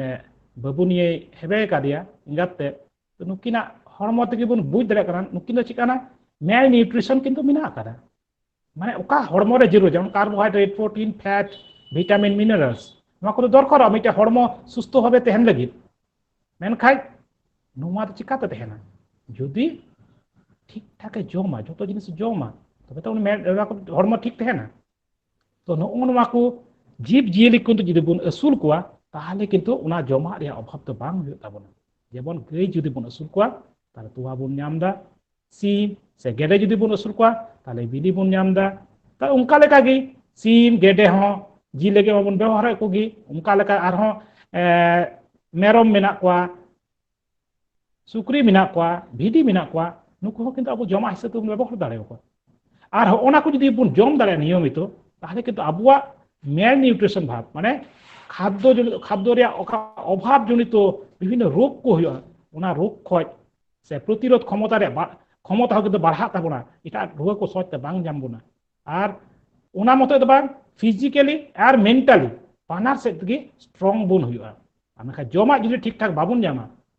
তাহলে কিন্তু বানার সে থেকে দুর্বলয়া খালি দুর্বল মতে তো বাং नुआ धरती रे इटा जाति को आर हबुन तायमवा अदो उनाते आबुआ समाज लहा बुन मेने खाय जम न्यू हो दरकार आ जम न्यू दो उना लगे टाकाते किरिंग बांग किरिंग केते आपनार ओड़ा रेगी जुदी नुआ को तोवा बिली से जीव जुदी बुन आरजाव दाड़े खाय ताहले खाय दो आर हो नापाय हुयुआ दूसर दो हुयुग कना रोजगार पाहटा जीव जियले बन असूल को खाय रोजगार आदो चेद सारीगे रोजगार हुयुआ इनान उनते खय खुकली राकाबेन लेका जे अबो मा अडी सिदाय खय गेबन असूले को एनखाय रोजगार दो अकर हे आदो रोजगार दो नुका गे जे असूल रेया पद्धति ठीक ठाक बदल हुयुग ताबोना उका को नेतो विज्ञान तीन हेबे लहावकान उना विज्ञान हिसाब ते लहा हुयुग ताबोना उना को नॉलेज हो दो हुयुग ताबोना चिलकाते हारा बुरु उनको जीव जीव को असूल को हुयुआ चिलकाते आरो उना को जदि ठीक ठाक बन फॉलो दाड़े खाय ताहले किंतु रोजगार दो भागी हुयुग ताबोना रोजगार दो बार रकम ते हुयुआ मिटे दो हुयुग कना दैनिक माने डेली उका रोजगार का दिनम दिन रिया जेमन हुयुग कना जदि सीम गेडे बन असूल कोआ ताले बिली जा उडी हुयुग उना बिली के अब अखरिंग केते बन रोजगार दाड़ेया गई जुदी को तहन ताबुन खाय गई दोहो बाड़ा कते गे उना तोवा बन अखरिंग दाड़ेया कना उनका गे जील दो दिनम बांग हुयुग रहो ए रहो जील कते हो अब बन रोजगार दाड़ेया कना सीम से तुम्हारे गेडे नुकु को बन अखरिंग दाड़ेया को से सुक्री हो तो हो नका कते अब रोजगार दो हुयुग कना उना छाड़ा कते जोजम सारे बन नेले कना जोतो मिना का कोआ नुकु को चिली कना नुकु दो अबुरेन और मिटे कथा ते मेन गाना नुकु जीव जीव दो बैंक कना को मूविंग बैंक इंग्लिश ते को मना मूविंग बैंक माने लाड़ा कान बैंक कना को नुकु अखरिंग केते माने अबो दो चिकना टाका ओकारे बन दोयदा बैंक रे बन दोयदा बैंक रे टाका बन दोयदा माने ओंडे खय अबो जरूर लेका टाका बन तुलौदा और उना टाका बन खर्चा पासे जहाना के हठात करे स्कूल रे दरकार पड़ावना से हॉस्पिटल पड़ाना दरकार ताले चिकना अबो दो अबो बैंक रे जुदी टाका तहन खाय ओंडे चलाव कता अबो उना टाका बन तुलौ दाड़ेया कना और उना टाका ओकारे अबो जरूर को ना जरूर ते बन मेटाव ठीक उनका गी जुदी अबो ओड़ा रे जीव जीर को तहन सीम गेडे मेरम भिडी सुक्री नुकु को जुदी को तहन खाय ताले नुकु दो अबो तीरे जरूर अबुना उन समय के नुकु अखरिंग केते अबो दो अबुआ का जरूर तिया उना को बन मेटाव दाड़े जेमन आजका के पासे जहां रुइना टाका बनु कदा चेम चिकाया ताले सीम से सुक्री जुदी को तहन खाय उनी अखरिंग गोटा तेगे अखरिंग बड़ा कते जहां टाका हुआ उना टाका हो जे अबो दो उना जहां रुआ कना उनी बन रान अचु दाड़े अदा mo चे मिटे मूविंग बैंक नुकु दो मिटे बैंक कान ताबना को तो होनका कते हो किना अब रोजगार दाड़े कना हठात करे आबार स्कूल रे नुका गिद्रे को बन पढ़ाव अचु दाड़े कोआ बापला बिहे नुआ को के तो नुआ नुका पारम दाड़े बापला लगे जहां खर्चा को गई को मेरम को तहन ताबुन खाय उनको अखरिंग कते उना टाका जहां बन रोजगारा उना खजी अबो दो उनको बन उना को अबो चाहिदा को बन पूरा दाड़ेया तो हो नुका ते बन रोजगार बार रकम ते बन रोजगार दा मिटे कोना नुकु दो अबो दो अबोरन मूविंग बैंक हिसाब ते बन व्यवहार दाड़े कोना और मिटे कोना उनको का प्रोडक्ट में कना डे टू डे को माबुन कना जेमन बिली तोवा सजील उना को अखरिंग केदा बन रोजगार दाड़ेया कना आ नुका बन रोजगार लेखाय पासे अबो जहां सुलुक जीवन खंडाव रे कथा राकाबो कान उना दो पासे बांग अपुरन दो बांग तहन ताबोना उना दो पुरो था पुरो गया इने टाइम हुकना आफा सुलु माने इनान बोल लेके असुलो तो चितारे मिटे बुन नेल दा ओलो पढ़ा हर सूट बूट कते को तिंगु कना लाइन रे आरो लातारे बुन नेल दा अबुरेन गोगो जना को उनको हासा को मादा पासे 100 दिन रे कमी कना तो लातारे न जमा तिने कष्ट कते कमी दा चितान रे न उनको तीन ये को लाइन कना ओलो पढ़ा को चिद कदा मेनका नेतो बेकार गया को चक्री बकरी बाको नामदा जहां रेगे एडवर्टाइज मिटे गान को नेलदा ओने को लाइन कना तो असूल रे डा चक्री बकरी तो बई बई ते कोटा कम हे कना जहां मी समय तहे कना चक्री रे बाजार भागी तहे कना तो का बनु कदा नेतो दो चक्री रिया उका अबवा चाहिदा को का बनु कदा नेतो नेलबा ओलो पढ़ा गिद्रे को बेकार को दुरुब कना नोडे चित्र में नेलो कान लेका ओलो पढ़ा को किंतु पढ़ा सेना कता को चुपचाप को तहन कान ताबोना चक्री बकरी बाको नामदा कमी को बाको नामदा मेनखान जुदी नुकु हाना नवा कंपनी रे लाइन बड़ा बांग केते जुदी नुकु गई असूल व्यवसा से मेरम असूल सुक्री असूल नुवा को जुदी को अपनार दाड़िया ताहले पासे हाडे नाडे दर रे दरकार बनुआ एमन होया मिद दिन नुकु आकु गे आरो हजार हजार हर चक्री को एमाव को आज निजे नुआ सीम व्यवसा से मेरम व्यवसा नवा को ठीक ठाक चलाव लेखाय आदो निजे तो चाकरी नाम लगे तो बांग दड़ हुआ चाकरी आम ते हताव लगे हड़ को हजुआ तो मिटे अति मज पंथा कना नवा दो किंतु जीव जियले असुल दो जीव जियले असुल का सम्मान कते बन तहे दाड़िया सम्मान माने माने बांगा तक मेका माथा उचु करे जे मी समय तहे कना आबो हर समाज रे जखन जहाय बहु नेल से जवान नेल को चला कांते कुड़ी कांते को गोड़ा तिना लटू तकोआ गोड़ा रे तिना कान गई डांगरा को मिना तकोआ तो जे मिटे स्टेटस किंतु आबो समाज रे तो अडी दिखोय तहे कना जे जीव जियले मिना कोताय माने उनी दो अडी किसान हड़ कनाय जीव जियले बनु कोताय मिटे हम कैसे लई करे जे आले दो बनु का को मिटे हो मेरम से भिटी दो अरे पासे को रेंगे जे ओना मिटे माने आबो मेंटल सेटअप दो लहा कोई मिना एबार जुदी नुवा कते जुदी आबो लहा दाड़िया ताहले पासे का मुश्किला को बन लईदा कोविड इयते आयमा हड़ा कमी को हनते चला कना नुवा ते तो पासे बांग चला से चास बास रे जहां बन लईदा बाय दा लेखाय चास बांग हुयुक कना से ढीरे दा लेखा चास बांग हुयुक कना तो नुवा रे तो उना को इफेक्ट तो बांग पड़ा तो उना एते नुवा दो हाना को खय दो किछुटा सेफ जोन रे मिना आर मिटे तो हुयुक कना अबुआ जेतो हेवा लहा खय गे मिना जीव जियली असुल उना एते नुवा व्यवसा जुदी बन एतो हब दाड़े जहाय के बन मेन खाय ताहले नुवा चलाव ते तो पासे अडी जस्ती कष्ट तो बांग हुयुक ताबोना इने कते गई नुको जीव जियली को अबु दो आबुआ कमी रे बन व्यवहार एकोआ एते जेमन नोडे बन नेलदा सागार और से सिए लगी नो अडी दिन खय बन व्यवहार अगुए एकोआ आर नुका बन व्यवहार एकोते अबु अबु उनी मुज तान बन डिपेंड ओकना नेतार तो नेलोक कना जे ट्रैक्टर को हेजना से आरो एटा गाड़ी को हेजना उना एटा पासे उना दरकार बांग पड़ा कना किंतु उना दो दिकु लगी बांग पड़ा कना तो आबु लगी तो पड़ा कान गया ओनाते जीव जियली असुल दो दरकार गया बांग खाय किंतु जहां बन मेनदा नान खय जे चासबास कान ताबुना आबुआ मेन माने ची को मता प्रोफेशन सेदाय खो का कना उना दो किंतु नुकु जदी बाकु तहेना ताले नुवाटा हो किंतु बागदाव माने बांग हुयुक ताबुना इने कते हुकना गुरी गुरी आबु समाज रिया अति मारंग अवदान मेना आबुआ ओड़ा दुआर इटा जेत को खय दडी सापा सापी चिदा तहेना आबुआ मेन दि सापा सापी तहेना नो गुरी इयते आबु दो ओड़ा दुआर उना मज सापा सापी ओड़ा रबन चिकायदा नितार होय कोविड इयते कना सैनिटाइजर से आरो साबानो कना बन सेता आयु ओय मिटे ओड़ा करे को चिकायदा सैनिटाइज को लगावदा हैं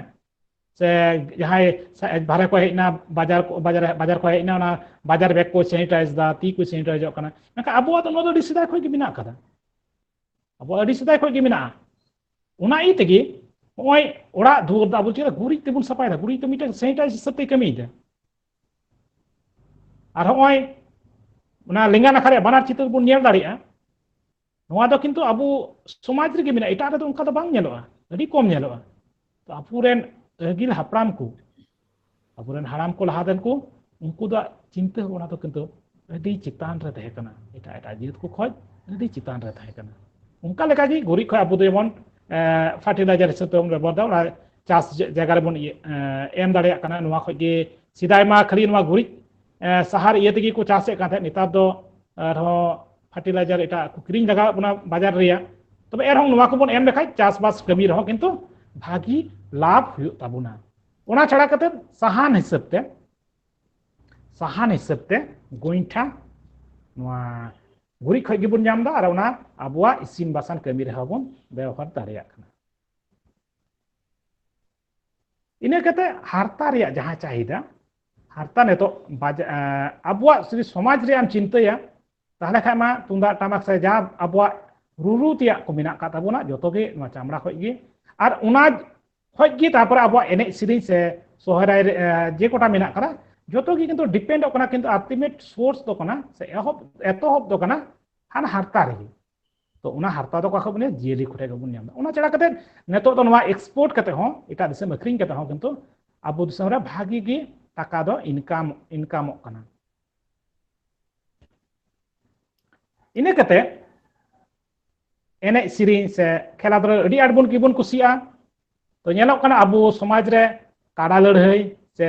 ᱥᱤᱢ ᱛᱩᱯᱩᱫ ᱨᱮᱭᱟᱜ ᱪᱚᱞ ᱟᱹᱰᱤ ᱫᱤᱱ ᱠᱷᱚᱡ ᱜᱮ ᱢᱮᱱᱟᱜ ᱠᱟᱫᱟ ᱟᱫᱚ ᱡᱩᱫᱤ ᱵᱟᱵᱚᱱ ᱟᱹᱥᱩᱞ ᱠᱚᱣᱟ ᱛᱟᱦᱞᱮ ᱪᱮᱫ ᱠᱟᱱᱟ ᱱᱚᱣᱟ ᱠᱚ ᱪᱚᱞ ᱫᱚ ᱵᱟᱹᱭ ᱵᱟᱹᱭᱛᱮ ᱟᱫᱚᱜᱼᱟ ᱟᱫᱚ ᱟᱵᱚᱨᱮᱱ ᱛᱟᱭᱚᱢ ᱫᱟᱨᱟᱢ ᱯᱨᱚᱡᱚᱱᱢᱚ ᱨᱮᱱ ᱜᱤᱫᱟᱹᱨ ᱯᱤᱫᱟᱹᱨ ᱫᱚ ᱪᱮᱫ ᱠᱚ ᱪᱤᱠᱟᱹᱭᱟ ᱠᱷᱟᱹᱞᱤ ᱯᱟᱥᱮᱡ ᱜᱚᱞᱯᱚ ᱦᱤᱥᱟᱹᱵ ᱛᱮᱠᱚ ᱟᱸᱡᱚᱢᱟ ᱡᱮ ᱱᱚᱜᱼᱚ ᱱᱚᱝᱠᱟ ᱥᱤᱢ ᱠᱚ ᱛᱩᱯᱩᱫᱮᱫ ᱠᱚ ᱛᱟᱦᱮᱸᱜᱼᱟ ᱥᱮ ᱱᱚᱝᱠᱟ ᱠᱟᱰᱟ ᱠᱚ ᱞᱟᱹᱲᱦᱟᱹᱭᱮᱫ ᱠᱚ ᱛᱟᱦᱮᱸᱜᱼᱟ ᱟᱫᱚ ᱡᱩᱫᱤ ᱱᱚᱣᱟ ᱠᱚ ᱴᱷᱤᱠ ᱴᱷᱟᱠ ᱵᱟᱝ ᱵᱚᱱ সংরক্ষণ ᱤᱫᱤ ᱫᱟᱲᱮᱭᱟᱜᱼᱟ ᱛᱟᱦᱞᱮ ᱠᱤᱱᱛᱩ ᱱᱚᱣᱟ ᱠᱚᱫᱚ ইতিহাস ᱨᱮᱭᱟᱜ ᱯᱟᱛᱟ ᱨᱮ ᱠᱷᱟᱹᱞᱤ ᱯᱟᱥᱮᱡ ᱢᱤᱫᱴᱮᱡ ᱵᱟᱝ ᱢᱤᱫᱴᱮᱡ ᱞᱟᱭᱤᱱ ᱦᱤᱥᱟᱹᱵ ᱛᱮᱜᱮ ᱛᱟᱦᱮᱱᱟ ᱛᱚ ᱜᱟᱞᱢᱟᱨᱟᱣ ᱫᱚ ᱯᱟᱥᱮᱡ ᱟᱹᱰᱤ ᱞᱟᱹᱴᱩ ᱠᱤᱫᱟᱹᱧ ᱟᱫᱚ ᱚᱸᱰᱮ ᱜᱤᱧ ᱢᱩᱪᱟᱹᱫ ᱟᱠᱟᱱᱟ ᱛᱚ ᱠᱷᱟᱴᱚ ᱛᱮᱫᱚ ᱱᱚᱣᱟ ᱜᱤᱧ ᱢᱮᱱᱟ ᱡᱤᱵᱽᱼᱡᱤᱭᱟᱹᱞᱤ ᱵᱟᱝᱵᱚᱱ ᱟᱹᱥᱩᱞ ᱞᱮᱠᱚ ᱠᱷᱟᱱ ᱥᱟᱱᱛᱟᱲ ᱥᱚᱢᱟᱡᱽ ᱢᱮᱱᱛᱮ ᱟᱨ ᱪᱮᱫ ᱜᱮ ᱵᱟᱝ ᱛᱟᱦᱮᱱᱟ ᱮᱱᱛᱮᱫ ᱴᱷᱤᱠ ᱴᱷᱤক ᱟᱵᱚᱣᱟᱜ ᱮᱱᱮᱡ ᱥᱮᱨᱮᱧ ᱵᱚᱸᱜᱟ ᱵᱩᱨᱩ ᱯᱚᱨᱚᱵᱽ ᱯᱚᱨᱵᱟᱥ ᱥᱮ ᱵᱟᱯᱞᱟ ᱵᱤᱦᱟᱹ ᱠᱚᱨᱮ ᱡᱤᱭᱟᱹᱞᱤ ᱪᱷᱟᱰᱟ ᱫᱚ ᱚᱦᱚᱜᱮ ᱦᱩᱭ ᱞᱮᱱᱟ ᱴᱷᱤক ᱛᱚ ᱴᱷᱤক ᱱᱚᱣᱟ ᱠᱟᱱᱟ ᱢᱤᱫᱴᱮᱡ ᱫᱚᱥᱟᱨ ᱫᱚ ᱦᱩᱭᱩᱜ ᱠᱟᱱᱟ ᱡᱤᱵᱽᱼᱡᱤᱭᱟᱹᱞᱤ ᱠᱚ ᱛᱟᱦᱮᱱ ᱠᱷᱟᱱ টাকা পয়সা ᱨᱮᱭᱟᱜ ᱚᱵᱷᱟᱵ ᱫᱚ ᱵᱟᱝ ᱦᱩᱭᱩᱜ ᱛᱟᱵᱚᱱᱟ ᱚᱱᱟ ᱵᱚᱱ ᱞᱟᱹᱭ ᱠᱮᱫ ᱮᱱᱟ ᱞᱟᱦᱟᱨᱮ ᱡᱮ ᱠᱚᱴᱟᱧ ᱞᱟᱹᱭ ᱠᱮᱫ ᱞᱮᱠᱟ ᱟᱨ ᱥᱩᱞᱩᱠ ᱡᱤᱭᱚᱱ ᱠᱷᱟᱸᱰᱟᱣ ᱞᱟᱹᱜᱤᱫ ᱟᱹᱰᱤ ᱢᱚᱡᱽ ᱰᱟᱦᱟᱨ ᱠᱟᱱᱟ ᱟᱭᱢᱟ ᱰᱟᱦᱟर ᱨᱮᱭᱟᱜ ᱠᱟᱛᱷᱟ ᱵᱚᱱ ᱵᱟᱲᱟᱭ ᱜᱮᱭᱟ ᱯᱟᱥᱮᱡ ᱛᱚ ᱚᱱᱟ ᱢᱩᱫᱽᱨᱮ ᱥᱩᱞᱩᱠ ᱡᱤᱭᱚᱱ ᱠᱷᱟᱸᱰᱟᱣ ᱞᱟᱹᱜᱤᱫ ᱡᱤᱵᱽᱼᱡᱤᱭᱟᱹᱞᱤ ᱟᱹᱥᱩᱞ ᱦᱚᱸ ᱟᱹᱰᱤ ᱢᱚᱡᱽ ᱰᱟᱦᱟᱨ ᱠᱟᱱᱟ ᱟᱨ ᱚᱱᱟᱛᱮ ᱯᱟᱹᱦᱤᱞ ᱥᱞᱟᱭᱤᱰ ᱜᱮ ᱚᱠᱟᱨᱤᱧ ᱮᱦᱚᱵ ᱞᱮᱫᱟ ᱚᱸᱰᱮ ᱜᱮ ᱟᱨ ᱢᱩᱪᱟᱹᱫ ᱨᱤᱧ ᱦᱮᱡ ᱮᱱᱟ ᱯᱟᱹᱦᱤᱞ ᱨᱮ ᱞᱟᱹᱭ ᱞᱮᱫ ᱛᱟᱵᱚᱱᱟ ᱡᱮ ᱟᱵᱚᱣᱟᱜ ᱢৌলিক ᱚᱠᱟ ᱪᱟᱦᱤᱫᱟ ᱠᱟᱱᱟ ᱡᱚᱢ ᱦᱚᱨᱚᱜ ᱵᱟᱸᱫᱮ ᱟᱨ ᱚᱲᱟᱜ ᱫᱩᱣᱟᱹᱨ ᱛᱚ ᱱᱚᱣᱟ ᱞᱟᱹᱜᱤᱫ ᱪᱮᱫ ᱡᱟᱹᱨᱩᱲᱚᱜ ᱠᱟᱱ ᱛᱟᱦᱮᱸᱫ ᱴᱟᱠᱟ ᱛᱚ ᱯᱟᱹᱦᱤᱞ ᱚᱠᱟ ᱜᱟᱞᱢᱟᱨᱟᱣ ᱵᱚᱱ ᱮᱦᱚᱵ ᱞᱮᱫᱟ ᱴᱟᱠᱟ ᱠᱷᱚᱡ ᱜᱮ ᱛᱟᱦᱮᱸ ᱠᱟᱱᱟ ᱤᱱᱟᱹ ᱛᱟᱭᱚᱢ ᱫᱚ ᱴᱟᱠᱟ ᱨᱮᱭᱟᱜ ᱥᱳᱨᱥ ᱫᱚ ᱵᱟᱵᱚᱱ ᱵᱟᱲᱟᱭ ᱠᱟᱱ ᱛᱟᱦᱮᱸᱫ ᱢᱮᱱᱠᱷᱟᱡ ᱜᱟᱞᱢᱟᱨᱟᱣ ᱢᱩᱪᱟᱹᱫ ᱠᱟᱛᱮ ᱱᱚᱣᱟ ᱜᱮ ᱤᱧ ᱫᱚ ᱠᱚᱱᱠᱞᱩᱥᱚᱱ ᱨᱮᱧ ᱟᱹᱜᱩᱭᱮᱫᱟ ᱱᱚᱣᱟ ᱴᱟᱠᱟ ᱫᱚ ᱡᱟᱦᱟᱸ ᱴᱟᱠᱟ ᱫᱚ ᱟᱵᱚ ᱫᱚ ᱡᱚᱢ ᱧᱩ ᱠᱤᱨᱤᱧ ᱦᱚᱨᱚᱜ ᱵᱟᱸᱫᱮ ᱠᱤᱨᱤᱧ ᱥᱮ ᱚᱲᱟᱜ ᱫᱩᱣᱟᱹᱨ ᱵᱮᱱᱟᱣ ᱞᱟᱹᱜᱤᱫ ᱵᱚᱱ ᱵᱮᱣᱦᱟᱨᱮᱫ ᱠᱟᱱ ᱚᱱᱟ ᱴᱟᱠᱟ ᱫᱚ ᱡᱤᱵᱽᱼᱡᱤᱭᱟᱹᱞᱤ ᱡᱩᱫᱤ ᱵᱚᱱ ᱟᱹᱥᱩᱞ ᱫᱟᱲᱮᱭᱟᱠᱚᱣᱟ তাহলে ᱱᱚᱣᱟ ᱴᱟকা ᱫᱚ ᱟᱵᱚ ᱫᱚ ᱡᱤᱵᱽᱼᱡᱤᱭᱟᱹᱞᱤ ᱠᱷᱚᱱ ᱚᱱᱟᱴᱟᱜ ᱚᱸᱰᱮ ᱠᱷᱚᱡ ᱜᱮᱵᱚᱱ ᱧᱟᱢ ᱫᱟᱲᱮᱭᱟᱜᱼᱟ ᱟᱨ ᱴᱷᱤক ᱱᱚᱣᱟ ᱠᱷᱚᱡ ᱜᱮ ᱟᱵᱚᱣᱟᱜ ᱚᱠᱟ ᱪᱟᱦᱤᱫᱟ ᱠᱚ ᱢᱮᱱᱟᱜᱼᱟ ᱡᱚᱛᱚ ᱠᱤᱪᱷᱩ ᱢᱮᱴᱟᱜ ᱛᱟᱵᱚᱱᱟ ᱚᱱᱟᱛᱮ ᱴᱷᱤক ᱴᱷᱤক ᱮᱜᱚᱨ ᱫᱤᱜᱫᱷᱟᱹ ᱡᱤᱵᱽᱼᱡᱤᱭᱟᱹᱞᱤ ᱟᱹᱥᱩᱞ ᱥᱮᱫ ᱞᱟᱦᱟᱜ ᱛᱟᱵᱚᱱ ᱯᱮ ᱟᱨ ᱤᱧᱟᱹᱜ ᱯᱟᱹᱛᱭᱟᱹᱣ ᱢᱮᱱᱟᱜᱼᱟ ᱯᱟᱥᱮᱡ ᱚᱲᱟᱜ ᱨᱮ ᱡᱚᱢ ᱧᱩ ᱦᱚᱨᱚᱜ ᱵᱟᱸᱫᱮ ᱟᱨ ᱛᱟᱦᱮᱱ ᱞᱟᱹᱜᱤᱫ ᱚᱲᱟᱜ ᱨᱮᱭᱟᱜ ᱚᱵᱷᱟᱵ ᱫᱚ ᱵᱟᱝ ᱦᱩᱭᱩᱜᱼᱟ ᱴᱷᱤক ᱴᱷᱤক ᱴᱷᱤক ᱢᱟ ᱟᱭᱢᱟ ᱟᱭᱢᱟ ᱥᱟᱨᱦᱟᱣ ᱟᱨ ᱡᱚᱦᱟᱨ আচ্ছা আডি সারহাও ডক্টর স্টিফেন গমকে তাকিন তো ডক্টর স্টিফেন গমকে তাকিন যাহাকিন গালোচিয়ে তালা থেকিন লে সদর কিয়া আইমা লেখান কথা সে হুদিস উনকিনা লাসের হাতান খন উডুকেনা এবং আলিং হলিং উনকিনা রণ আঞ্জম কাতে এত ᱨᱟᱹᱥᱠᱟᱹ ᱞᱤᱧ ᱵᱩᱡᱷᱟᱹᱣ ᱠᱮᱜᱼᱟ ᱡᱮ ᱟᱭᱢᱟ ᱱᱚᱝᱠᱟᱱ ᱯᱚᱱᱛᱷᱟ ᱛᱟᱞᱟ ᱨᱮᱦᱚᱸ ᱱᱚᱝᱠᱟᱱᱟᱜ ᱢᱤᱫᱴᱟᱝ ᱯᱚᱱᱛᱷᱟ ᱢᱮᱱᱟᱜᱼᱟ ᱡᱟᱦᱟᱸ ᱫᱚ ᱟᱵᱚᱱ ᱢᱤᱫᱴᱟᱝ ᱢᱟᱫᱽᱫᱷᱚᱢ ᱛᱮᱭᱟᱨᱚᱜᱼᱟ ᱡᱮ ᱟᱵᱚᱱᱟᱜ ᱜᱷᱟᱨᱚᱸᱡᱽ ᱨᱮ ᱥᱩᱞᱩᱠ ᱡᱤᱭᱚᱱ ᱠᱷᱟᱸᱰᱟᱣ ᱞᱟᱹᱜᱤᱫ ᱱᱚᱣᱟ ᱱᱟᱣᱟ ᱯᱚᱱᱛᱷᱟ ᱡᱟᱦᱟᱸ ᱩᱱᱠᱤᱱ ᱠᱤᱱ ᱞᱟᱹᱭ ᱠᱮᱜᱼᱟ ᱚᱱᱟ ᱫᱚᱞᱤᱧ ᱵᱩᱡᱷᱟᱹᱣ ᱠᱮᱜᱼᱟ ᱡᱮ ᱟᱵᱚ ᱚᱲᱟᱜ ᱥᱚᱝᱥᱟᱨ ᱨᱮ ᱡᱟᱦᱟᱸ ᱡᱤᱵᱽ ᱡᱤᱭᱟᱹᱞᱤ ᱠᱚ ᱢᱮᱱᱟᱜ ᱟᱠᱟᱫ ᱠᱚᱣᱟ ᱱᱩᱠᱩ ᱜᱮ ᱟᱹᱰᱤ ᱵᱷᱟᱞᱮ ᱵᱷᱟᱵᱛᱮ ᱵৈজ্ঞানিক ᱯᱨᱚᱛᱷᱟᱛᱮ ᱠᱟᱹᱴᱤᱡ ᱡᱩᱫᱤ ᱵᱚᱱ ᱟᱹᱥᱩᱞ ᱠᱚᱣᱟ ᱡᱟᱦᱟᱸᱭᱟᱜ ᱛᱚᱣᱟ ᱥᱮ ᱡᱟᱦᱟᱸᱭᱟᱜ ᱵᱤᱞᱤ ᱥᱮ ᱡᱟᱦᱟᱸᱭᱟᱜ ᱡᱤᱞ বেশি মাত্রাতে বন নাম দাঁড়া এবং বাজারে বন আক্রিং কাতে বন রোজগার দাঁড়ায়া ওঁডে খন আবনা মিটাং পয়সা কাউডি হিজুবা নোয়া মিটাং লিং বুঝাও কিয়া আর আবো নুকু যাহা বো মেনা কা গো নুকু সাং সানাম হড় গে জপড়াও যদি আসুর রে জপড়াও বন তাহেনা তাহলে খান দো দিনম দিন রেনা যাহা রোজগার ওনা হবন নাম দাঁড়ায়া এবং মুচেরে উনকিন যাহা কিন লেকে আডি রেস্কান কথা যে নিতকান যুগ রে যাহা বেকার কোড়া কুড়ি জীবন সিখনাত কোড়া কুড়ি কো মেনা আগা নুকু চাকরি অভাব কাতে হান্ডে কো দৌড়াইয়া নুকু যদি নুকু গাই ডাংরা মিহু মেরম ভিডি সিম গেডে সাং আসুল সাং কো জপড়াও কো তাহেনা নোডে খন মিটাং ভাগে পয়সা को इनकम रहा जहां दो हापेन दिन रे सुलुक जीवन खंडाव लगी उनका मिटांग भाले मिटांग पंथा हुआ नोआ लिंग बुझाव का नोआ को कथा जुदी आबो जहां नोआ मीट ऑनलाइन बोन नेलेत कना आसोक कना नुकु जुदी नोआ को पंथा बोन साब राकाबा से बोन कोरावा ताहले दो आडियान गे होइतो बोन सुलुक जीवन बोन खड़ा दाड़ेया आदो नोआ को आंजम काते जहां को लाइव रे मेना आकात बोना नुकु को जोदू डॉक्टर स्टीफेन गोम के साव जहाना कुकली को तहना आपे पे कुली दाड़ाया डॉक्टर स्टीफेन सोरेन गोम के होइतो ओना ना तेला रुवाड़ एमाय जहां को आपे होइतो बांग पे बड़ाया से मोने रे कुकली मेना तापिया ओना दो पे कुली दाड़ाया लाइव जहां को जुदी नोंका मेना आकात बोना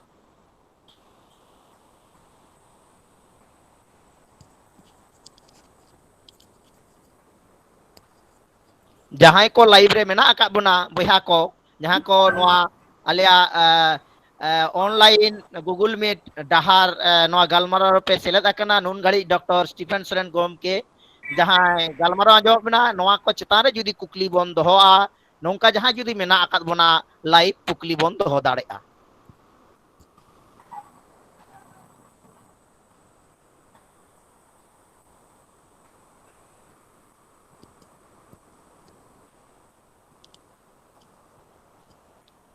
जहां को मेना पे गोमके कुकली लेकान जहां को लक्तियान कथा को जहां स्टीफेन सोरेन गोमके तकिन किन ले सदरा बना सेकिन उदु के नावा नावा पंथा अब नासुल लगी नवा बाबत ते जहां कुकली जुदी ताहेना आपे उसेरा स्टीफेन सोरेन गोमके पे कुली दड़ाया और बांखान दो आले दो सेकेंड फेज से दोसार आखड़ा कमी होरा जहां आरो अली स्पीकर से गोमके रोपोड़ान गोमके मेनाया गलमारा गोमके उनी सेन ताहले आरो एटा गलमारा बन सेन बन मोहडा जहां को जुदी बन कुलिया डॉक्टर स्टीफेन सोरेन गोमके उसेरा आपे मतामत से सरासरी लाइव बन कुली दड़ाया जहां जुदी मेना बना आर मी दाविन अरदासी नेहरिन दोहो आपे कना इन गालोचिया से चाचालिया मानोतांग रविंद्रनाथ हांसदा गोमके महाशय पाहाटा खन आपे ठेनिन सदर कना जहां कुकली जुदी ताहेन खान जहां को बन आंजमेआ जहां को मेना बना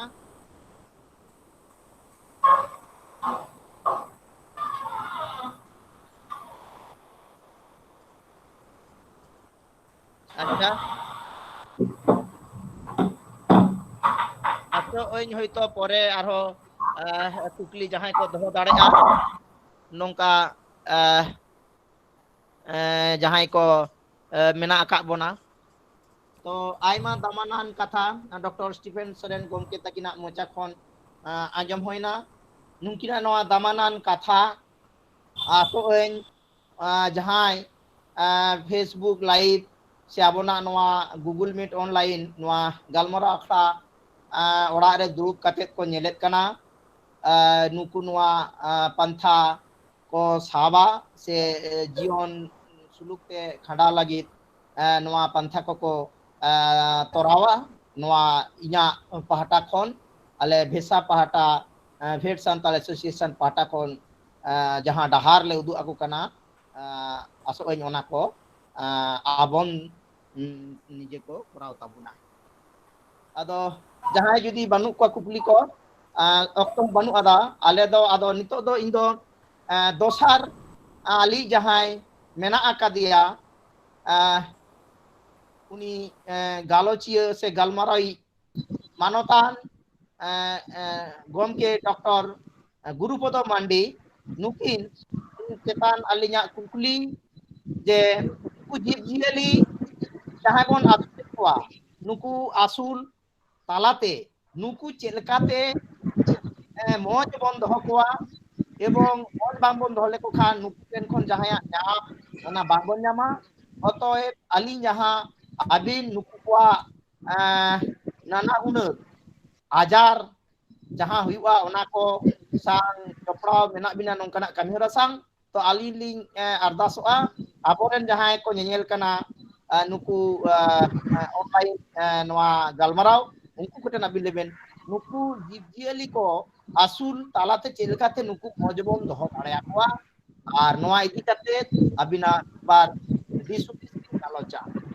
आदो मा ताहले गोमके गुरुपद मांडी वेटरनरी ऑफिसर नदिया उनकिन पहाटा खन आलिन जहाना लेना लिंग अरदास सकिन कना और मिटान कथा जहां को बन आंजमा उनको दो बन म्यूट का ताहले आंजम मौज तेबन आंजम न्यामा और नोआ मिटान कथा गालमाराव आंजम काते जहां जुदी लाइव जहाना कुकली ताहेन ताबोना और मिट धाव लिंग आसो कना जहां को बन नेलेआ उनको को दो बन कुकली बन दोहो दाड़ेआ गोमके तकिन ठेन उनकिन होइतो नोआ ना तेला रुवाड़ एमना किन चेष्टाया मा नितो दो गोमके गुरुपद मांडी वेटरनरी ऑफिसर अबिन नोआ जीव जियली चेलकाते मौजबन दोहो कोआ और मौज दो काते नुकु चेलकाते नुकु खन भले भाव तेबन रोजगार दाया नोआ चितान अबिना मिदबार कथा मा आंजमाबन बिन डॉक्टर गुरुपद मांडी गमके जोहार गे अडी रस्क तेही नौकान फुरगल दिन रे डहार जहाँ रास्ता तेही पहिलो दिन जहाँ आरंभ होइना नोआ दो नोआ लगी तो अडी सारहाव और तेही इन प्रथम पार्ट रे ना सुजोग एम लगी अडी सारहाव तो लाहरे जहाँ डॉक्टर स्टीफेन गमके जहाँ रे चाबा कथा बना है अडी अडी आयमा सारहाव कारण एतो सुंदर भावते एतो भागे भावते जे अब ओका लेकाते विकल्प आय बन करावा अब सान्तार माननी बारे बन पहिल खै किन्तु अब दो जीव जीवी दो बन असुल कोआ नोआ दो इटा जेति कोई हो किन्तु अब दो अडी लहार अथचो तिहिन नेलक काना नुकु जीव जीवी असुल काते हो अब दो किन्तु ठीक ठाक आय किंबा उपाय अडा पे बाबन अगु दाड़े तो चिता तार निश्चय नोआ ना तो किछु कारण मेना किछु तो बांग आयमा कारण गे मेना चिदा अब नुकु तिहिन बामन नोडे पे आय चला बाबन अगु दाड़े चिदा स्टीफेन गमके तिना मस्ती लेक का तब जो तो अब नामाल को से चला कना किंतु अब जुदी ठीक ठाक अब जा दिशम को अब जा जायगा मेना ताबोना उना चितारे की जीते अब नुकु जीव जीव ठीक ठाक कोन असुल कोआ ताले किंतु अब बाहर तो काहो बा चला है ताबोना अडी दामन कथा ले केदा एमन भाबते बुझेव का कोना कारण अब सान्तार तो नुका भाबते बुझेव दरकार जे अब जमी जायगा तो किंतु बांग बोलती कान ताबोना आस्ते आस्ते किंतु फोन चला कान ताबोना ताले आर मिटान चेक कथा ले ताबोना जे विभिन्न समय ओकाल जहां दृष्टि जा दा जड़ी जहां को हुआ ना हो किंतु समय तो बांग हुई कान ताबोना ताले अब किंतु ओंडे खय तो बाबन आशा दाड़े काना जे ओंडे खय तो इया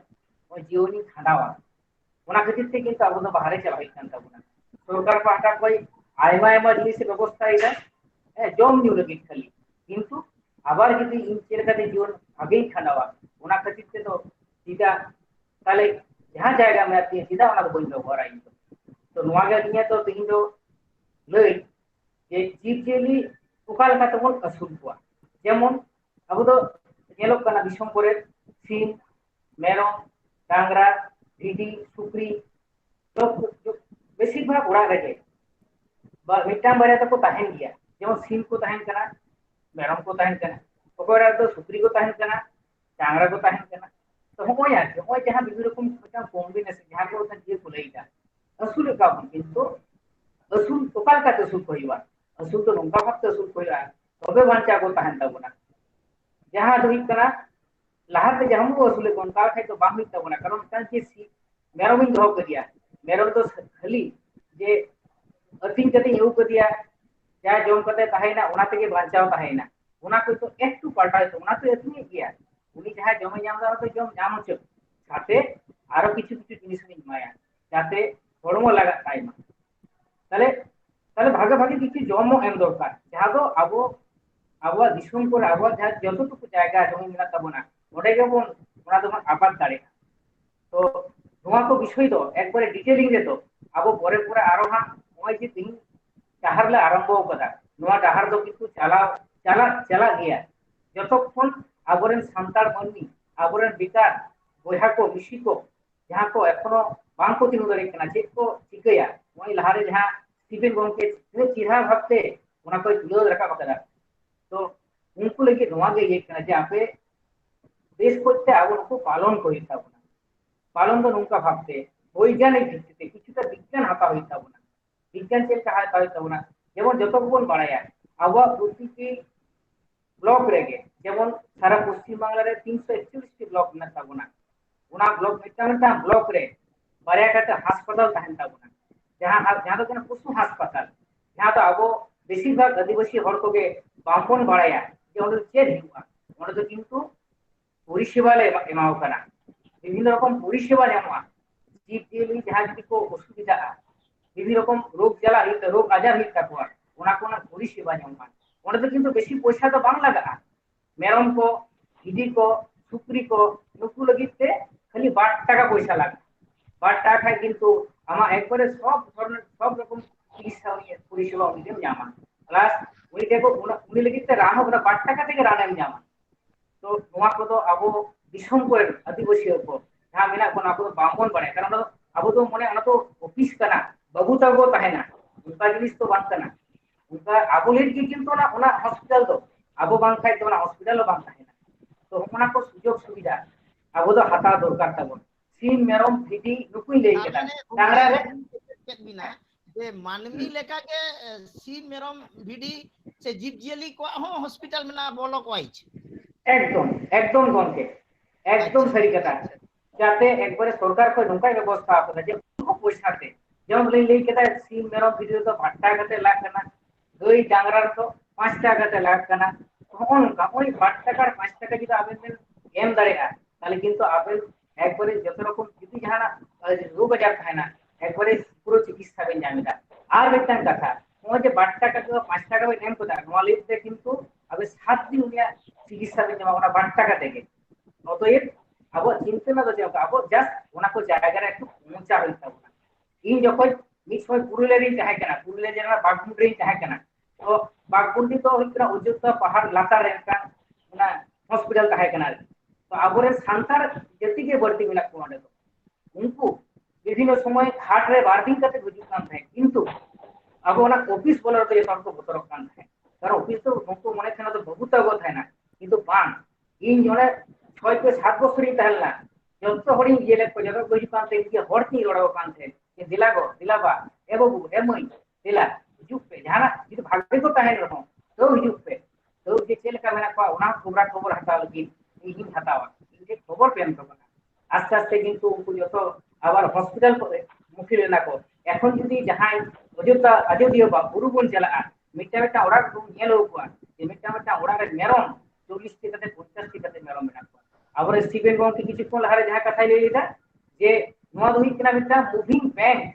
একবারে আগে মিটা কোথায় এগো এবা নদই কিনা আবহাওয়া মিটা মিটা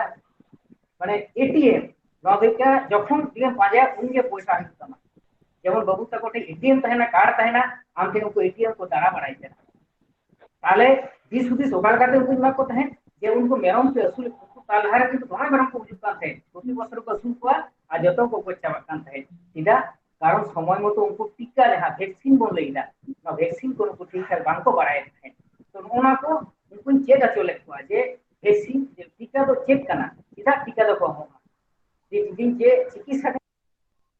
যে সব সময় চেষ্টা হইবা যে उनको টিকা সময় মতো ইমা को ওনা লাগি তো তখন আলে হসপিটাল বিনা উদুয়া কোথে যখন এই হসপিটাল অনতে বিজিং চেক পেলয়া এই পরের দিন কে লাগা তো টিকাই করাটো নি খালি টিকা তো বা उनको नौका भाग तीन चेक चले को যে যে খালি টিকা লেখাই তো বাং হইবা उनको যে কর্ম को দুর্বলতা को বাং को বাড়ে যে ফটু जहां तो कोलिदा दिकु तो क्रीमी इंग्लिश तो कोलिया वार्म उनको दोमे क्षतिकारक जिनिस करा को अधिक क्षतिकारक जिनिस जहां कदिक के जेटा 5 मास में बेटा मेरम और बेटा येले 2 বছর মেরম বাড়ার গেছে যাই ক্রিমি জমতে ওকে 5 মাস ने मेरम के 2 বছর লেখা এলো কানা আর 2 বছর ने मेरम के 5 মাস का কারণ उनको तो पटु जिनिसটা তো কোনো ধারণা के बात है কানতা को ওনা को ধারণা করতে না তো জীবজিলে আসুল করতে গেলে তো ওনা को জিনিস তো খুব মনে থাকতে পড়াইতে বেশি কিছু তো বলবো না ওনা को কিছু কিছু জিনিস যদি সময় মতো আবো পটুনা রামগঞ্জ জমচো পটুনা রাম জম করে কিন্তু उनको जहां जीवजिले अडी भागे को ताहे ना एवं उनको रोग जाला जहां कोई ना किंतु अडी कम होता कारण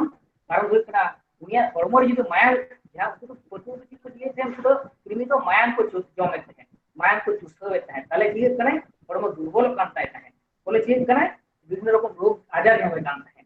जब कि रोग प्रतिरोधक क्षमता बांधता है जाते रोग विभिन्न रकम जमे कने आज यदि पटु यदि राम ठीक मतो जम चले कने ताले किंतु उनी मेरा तो सब समय बढ़ती तहन कानते तो होना का सबसे जो होई बुझो लेखवा तीन किंतु जो तो हर गे मिटा मिटा ओड़ा रे अडी मौज कते किंतु उनको असुल लेखवा तो आगो होना को जिनिस खूब मने दरकार ताबो जे जीव जेली असुल को যদি असुलिया তাহলে ये तो चेक से लगा আর পটুর না যা ওয়ার না কথা ये কেদা वो तो বিভিন্ন রকম জায়গা যেমন বিভিন্ন मेला रो विभिन्न रकम पटुआ माने विभिन्न तो ओना खातिर ती लेदा যখন কোনো কিছু অসুবিধা হয় তখন সবসময় কিন্তু আবহাওয়া যাহা সামনাসামনি যে হাসপাতাল থাকে কিছু হাসপাতাল ওরা হাসপাতালে চলা কাটা আবু যোগাযোগা ডাক্তারবাবু উনি যে দিস সুবিধা তো এবাবো না নিজেতে তো বরং করাছে কারণ নিজেতে পড়ালেখা হিতে বিপরীতে আবো তো বিদ্যা তো বহুত উন্নত কিন্তু উনি কে কেবল ছাড়ায়া উনি থেকে বল দিয়ে যে স্যার তাহলে আলে ওকা আকাশ সময় চেক বিরান করে জম চকুয়া ওকা সময় কো জম চকুয়া তিন সময় জম চকুয়া ঠিক হওয়া ওনা কো জিনিস তো আবো ওনা কো জিনিস তো আস্তে আস্তে যখন আলে ডাহার লাগে আরো ডিটেইলিং লে হিবা উন তো আবরণ আলে আলে করেন কি যাহা আবরণ ডাক্তার को মেনা लिया ওই যা 20 ওনা ডাহার উঠু লাগি না को ডিটেইলিং লে একবার লে যাতে আপে হন निजी ओड़ा रे ताहे गाते ओना गूगल मीट के जहां प्रोग्राम रे करा दा नडके की जाते आपे जतो जिस पे बड़ा जारे मा एवं ओना को जाते एप्लीकेशन किछु किछु आपे निजे ते पे करा ले मा जाते फास्ट के जहां को लई जाती और मिटन चे जिस हुई कना जहां कोनो जीजेले कोनो आजार हुईते তাহলে আলে আতো আতো রে এখন তো নেল को आपे কিছু প্রাণী বন্ধু কিছু প্রাণী মিত্রা কিছু প্রাণী সেবী স্বাস্থ্যের লাগি জাস্ট কিছু वो हुई जानते हैं सामने যে গাপা তো রোববার করা পরের দিন সোমবার রবিবার তো হয় বাম জামে কোন রোববার তো বন্ধ তাই না তাহলে উন লোক তো জাস্ট উনি থেকে কিছু রানা টাকা তো লেই যেতে রাস্তা पे तुम जम चुके हैं পরের দিন তো কিন্তু অবশ্যই আমরা হসপিটালে দিয়ে যায় অনুপাতে যদি আবো হসপিটাল মুখুম হই না তবে এনি কিন্তু আবো জি দিয়ে বল उनको जहां प्राणी बंधु प्राणी मित्र किंवा प्राणी सेवी नुकुआ धारो माने ज्ञान तो किंतु सीमित माने उनटुकुन जे दिले ñel दाड़ाया तार बेसी किंतु बा ñel दाड़ाया गोमके कटे लिंक केचेत कद बिना तार माने अबिन बिन लेया जे मानमी हेल्थ सर्विस लेका गे आतु दिसम रे हो नोका जीव जियाल रेन किछु आशा कर्मी से नोका आशा रेन जहां को कमिया नोका मेना आकाद कोआ नोआ प्राणी सम्पद विभाग खन हो ताई तो एकदम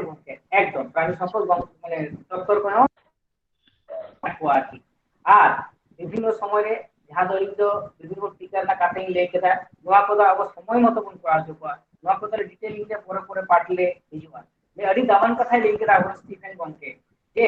আবো আসুন ধারা আর জিএলি বাছাও নোয়া তো কিন্তু অতি গুরুত্ব কানা কারণ জিএলি যদি বাম বাছা দকোটা আসুলিয়া আর ওটা আসুল কাতে ইন নোয়া বাজার যা কই বাজারে নথিং দাঁড়াইয়া তার খুব সহজ কিন্তু ওনা জায়গা রে আসুল দরকার তিনি আর কি তো নোয়া জিনিস উপর আবো খুব জোরে দরকার তাবো আর জেদ বাঁচাও নোয়া খুব দরকার কারণ জেদ যদি বই বাঁচাওয়া আবো মেটা আবো কোন ওড়া কোন আইমা আইমা গই কো মেরা কিন্তু উনি যে লেখা উনি যে তো একবারে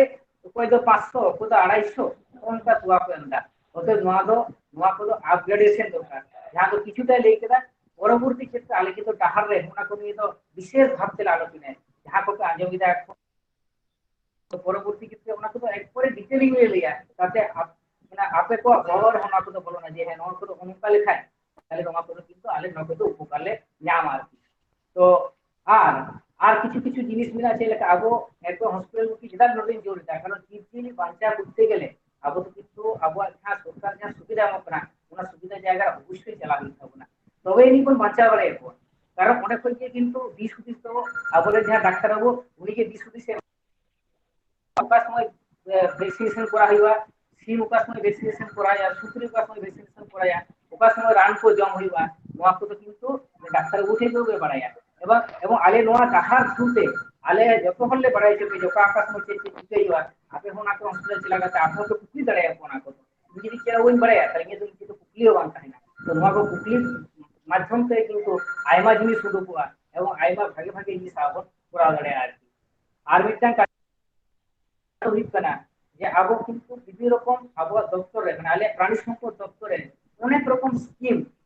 মানে হিত কনা সরকার তো বিভিন্ন রকম যে কখনো স্কিম কম কনা কখনো মেরাম কম কনা ওনা তো বিভিন্ন রকম স্কিম কিন্তু বিভিন্ন সময় মানে এই ইনপুট মানে যাহা তো স্কিম ইবা কোয়া আর কি মানে বেনিফিশিয়ারি কিন্তু ইন যত জায়গায় নিয়ে কথা আবো সান্তাল কিন্তু মা করে তো অপরে বাঙ্কো পার্টি মানে বাঙ্কো অংশগ্রহণ আর কি মানে বাড়াই তো বাঙ্কো বাড়ায় তো নোয়া কো তো বাড়াই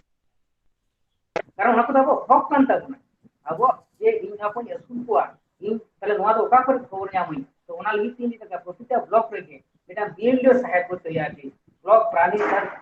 মানে বিকাশ अधिकारी মিটাং নিহর মিনা ডাক্তার বউ করাই নিহা উনিকে চলা গতে ওনা को जो का से रिजुक कना एक बार रिजुक कर वहां को तो किंतु आबो कुकली गते बड़े दरकार था इन बड़ाई कदा आतो रे साथे आरो 5 जन ले को उनका कहते किंतु अब एकजुट बोध होई तबना तबे रे तबे ओय जे तीन कल कारखाना जतो किछु बंद करना मिद समय किंतु एमन अवस्था चेन हो बांग ताहेना तो उनका जे अब শাস্তি के মানে যদি কি বিকল্প যদি আবো আয়না কিছু কোন ব্যবস্থায় তোমরা প্রাণী প্রাণী পালন মানে আবো জীব জিলা আসুন কাতে ᱤᱧ ᱢᱚᱱᱮᱭᱟ ᱟᱹᱰᱤ ᱵᱷᱟᱜᱮ ᱵᱷᱟᱜᱮ ᱡᱟᱭᱜᱟ ᱨᱮ ᱟᱵᱚ ᱵᱚᱱ ᱛᱟᱦᱮᱸ ᱫᱟᱲᱮᱭᱟᱜᱼᱟ ᱪᱮᱫᱟᱜ ᱥᱮ ᱠᱟᱨᱚᱱ ᱱᱚᱣᱟ ᱠᱷᱟᱹᱛᱤᱨ ᱛᱮ ᱟᱵᱚᱨᱮᱱ ᱵᱟᱹᱵᱩ ᱠᱚ ᱢᱟᱹᱭ ᱠᱚ ᱵᱷᱟᱜᱮ ᱵᱷᱟᱜᱮ ᱡᱟᱭᱜᱟ ᱵᱚᱱ ᱯᱟᱲᱦᱟᱣ ᱫᱟᱲᱮᱭᱟᱠᱚ ᱱᱚᱣᱟ ᱫᱚ ᱮᱢᱚᱱ ᱢᱤᱫᱴᱟᱝ ᱡᱟᱭᱜᱟ ᱠᱟᱱᱟ ᱛᱚ ᱟᱹᱥᱩᱞ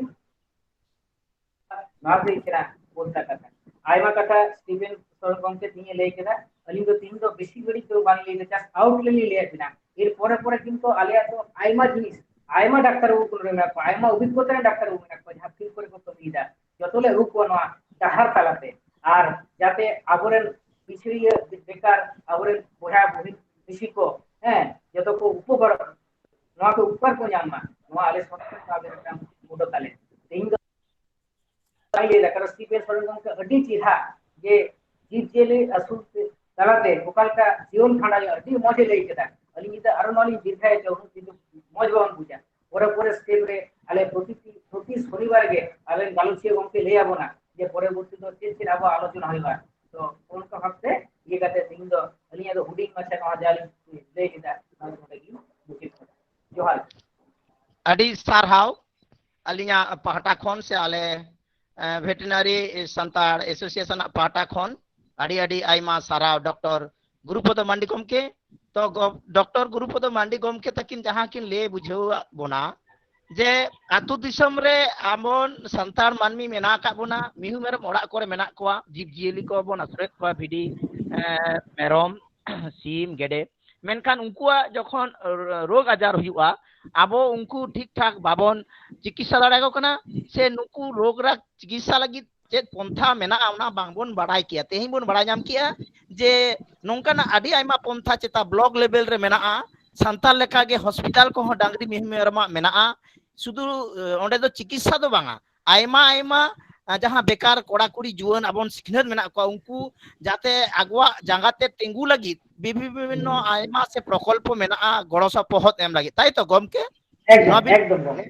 अच्छा आडी आयमा सारहाव आले ले बाड़ाय किया तो नोआ को कथा आबन जहां मेना को ऑनलाइन रे नुकु को आजम किया और नोंका गे जहां डॉक्टर गुरुपद मंडी गमके ताकिन किन ले किया इन चचाली पाहटा खन हिं लेया नोआ आलेया गालमराव दो हापेन दिन करे आरो नोआ प्रत्येक शनिवार के शनिवार हुआ एवं एकदम भीतर हमबन बोलना चेलकाते एकदम बुटे साही चेलकाते ओका खन चेत गड़ो सपोर्ट बन नामा एवं चेलकाते बन आसुलुआ ओना आरो डिटेलिंग हुआ आदो नितो वर्तमान नुकिन बारिया गमके तकिन जहां तेला रुवर जहां गालमराव के किन ओना चेतान रे आबो जहां ऑनलाइन रे लाइव रे मेना आका बोना जहां नितो आले संग सेलेद मेना आका को आपेया पाहटा खन जहाना जुदी कुकली ताहेन खान गमके आपे डॉक्टर मंडी से डॉक्टर स्टीफन सोरेन ताकिन ठेन पे दोहो दाड़ेया आले पाहटा खन आपे ठेन आले अरदास ताहे कना आपे कुकली आले ले सरासरी ले चाहावा जे आपे पे कुली दाड़ेया जहां को मेना आका बोना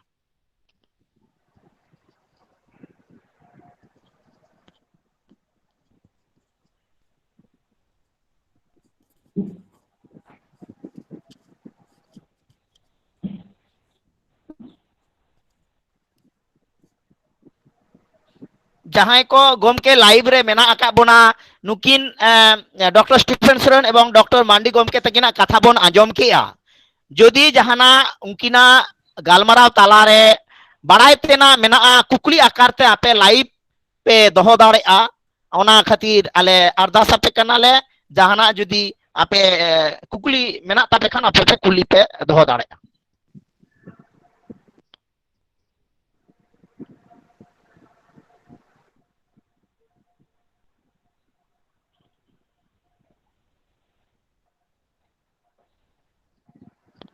जहां बाबू मई को नौका मेना आका बोना जहां नोआ इदी काते मिद बार गालमराव से थुती रेना जहां जिस्ट ना ओना रे जहां कुकली मेना ताबोना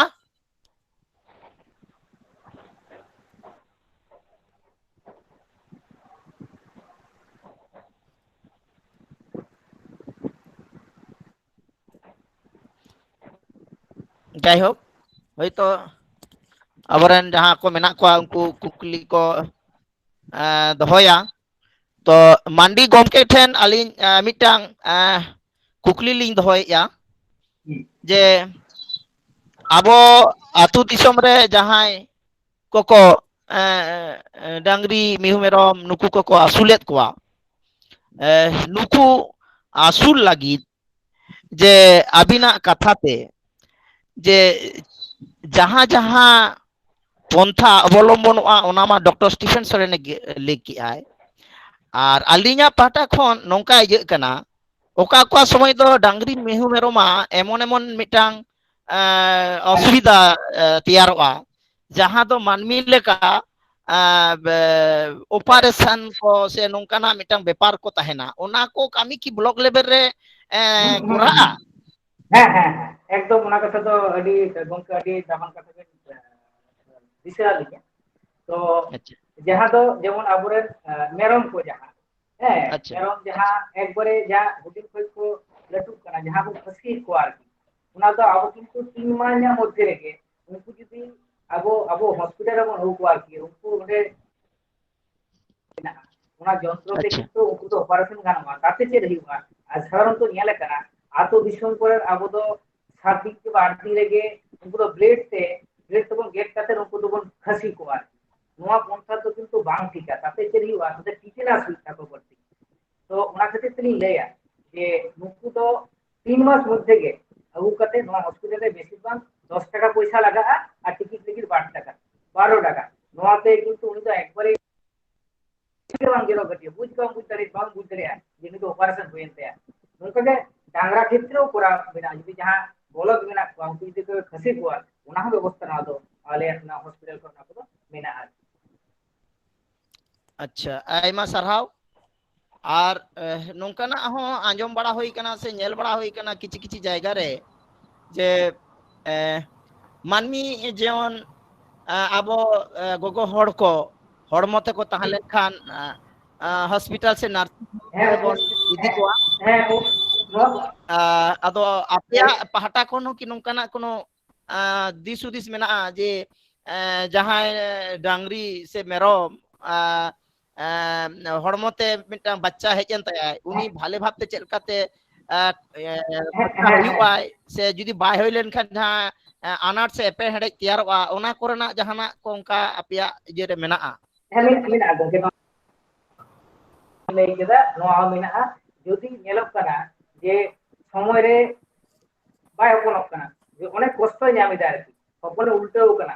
कोना भाग থেকে কোনো কিছু উন্নত কিন্তু আলে হসপিটাল করে ব্যবস্থা মানে অপারেশন কাতে যেমন আবো গগহর को যেমন সিজার কাতে নিতা তো যত কি সিজার কাতে কুয়ে উনো এক আরকি নৌকানা ব্যবস্থা মেনা আরকি আর সিজার কাতে আবো কিন্তু মেরম কিংবা ডাংরা উनको যত কিন্তু হপন আবার বেশ বেশ থেকে উড়ু কনা আবার সেগাতে আমন কনা নয়া ব্যবস্থা को মেনা अच्छा अच्छा अडी भाले दामानान कथा आर मिटन कुकली अलिया पाटा खन जे आबिन जहां बिन लेकिया जे आबो संतार कोमा एमन एमन टोठा रे बन कामिया और एमन एमन जायगा करे आबन बसबासा को ओंडे खन होयतो आपे ब्लॉक पर्यंत डांगरी मिहुमेरम इदी बांको दाड़े कोआ उनको लागित आबिन बिन लेकिया आतु दिसम रे मानमी लेका आशा कर्मी मेना आकात कोआ आपे पाटा खन आदो आलिया कुकली हुयो कना उनको जे को आतु दिसम रे आशा कर्मी लेका के नोआ जीव जियली करेन गगोहर को कामी कना उनकी की ओड़ा करे बा आतु दिसम करे को नेले को खान पैसा एम हुयो से जे बा नेल खा तो उनको तो पैसा तो बांग एम हुयो आर उनको किंतु जहां बन ले केदा जे आशा कर्मी जेमन को कमीदा उनको आले हन जहां प्राणी बंधु प्राणी मित्र प्राणी सेवक मेना को उनको किंतु एखन दो जहां विभिन्न रकम कंट्रोल प्रोग्राम है एकना विभिन्न रकम रोग आजार जहां को है नेता तो ओड़ा ओड़ा चला गते जतो किछु किंतु वैक्सीन को कराव दा ओना लगी तो किंतु कोनो पैसा बांग लागकना जेमन हुई कना मिटांग पुरै रो हुई कना कि पुरै जे मुटारे आर नेलाबेन जांगारे पुरो खात काटवा आरकी दिए जदी कोनो गई जदी गभिने ताहेना ताले किंतु उनरेन दो हपनय नष्ट कना आरकी तो ओना कोना वैक्सीन नोआ कोना वैक्सीन किंतु एखन तो ओड़ा ओड़ा जतो किछु चला कते एम होई का नोआ लगी तो कोनो पैसा बांग लाग कना मेरम नोंका के मिटा समय में मेरम में नेल कोआ जे खाली उनको माने सर्दी तारपरे दमे रुआ हिजुग ताकुआ ये बांग को जमा पागला पायखाना कते उजुका नोआ कोरोना वैक्सीन किंतु ओड़ा ओड़ा एकबारे डोज टू डोज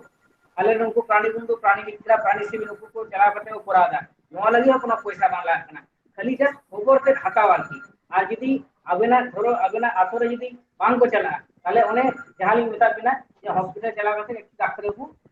কিন্তু খবর এম করি যে ইনি আতরে কিন্তু নোয়া को ভ্যাকসিন তো বাং হই কেনা নোয়া কিন্তু এখন তো আশা কর্মী লাগে যত কিন্তু চলা গেছে উনকা ভ্যাকসিন তো করানো হই কেনা अच्छा आदि आयमा साराव बड़ायना नोआ कथा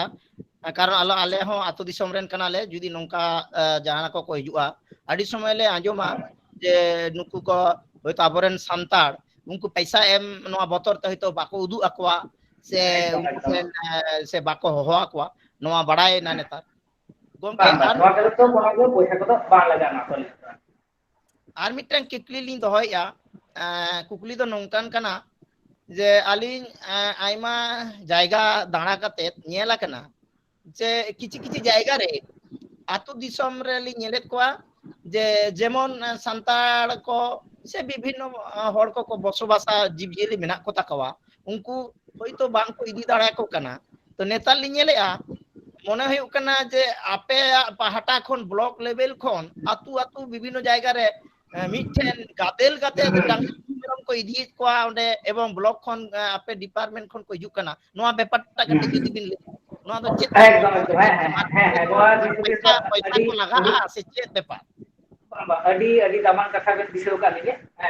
अडी की जो कमी से तेरी की आया बाइक से थे जाके है उनका मिटांग तो ये आरंभ हो करना एक्शन दबान देश कोई बस्तर को चला करना तो पूरी था मोबाइल वेटरनरी क्लिनिक्स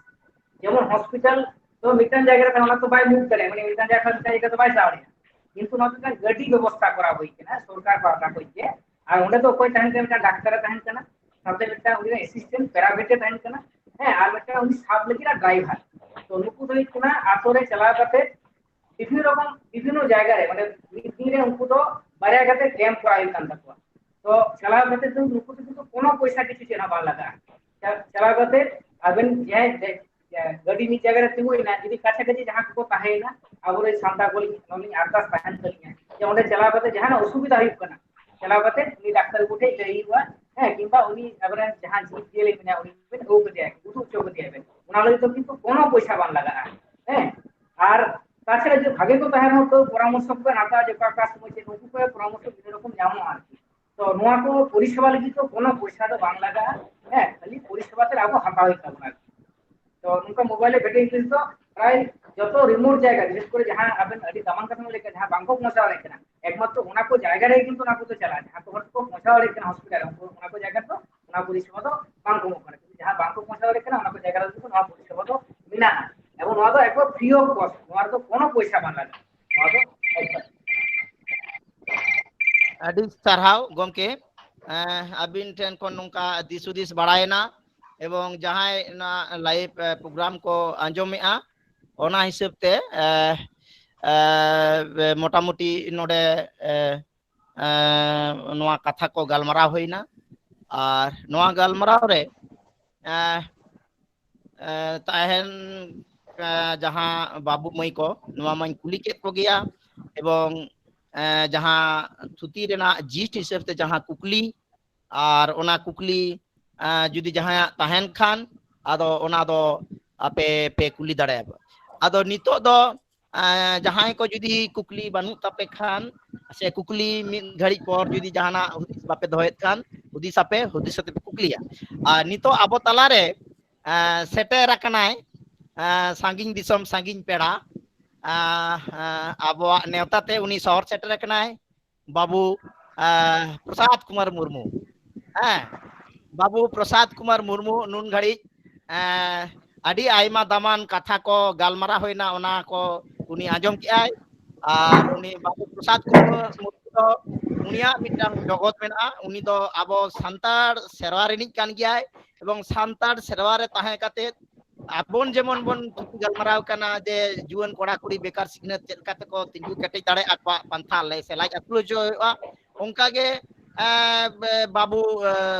ᱯᱨᱚᱥᱟᱫ ᱠᱩᱢᱟᱨ ᱢᱩᱨᱢᱩ ᱦᱚᱸ ᱟᱡ ᱪᱮᱫ ᱞᱮᱠᱟᱛᱮ ᱟᱡᱟᱜ ᱡᱤᱭᱚᱱᱮ ᱠᱷᱟᱸᱰᱟᱣᱟ ᱚᱱᱟ ᱨᱮᱱᱟᱜ ᱯᱟᱱᱛᱷᱟ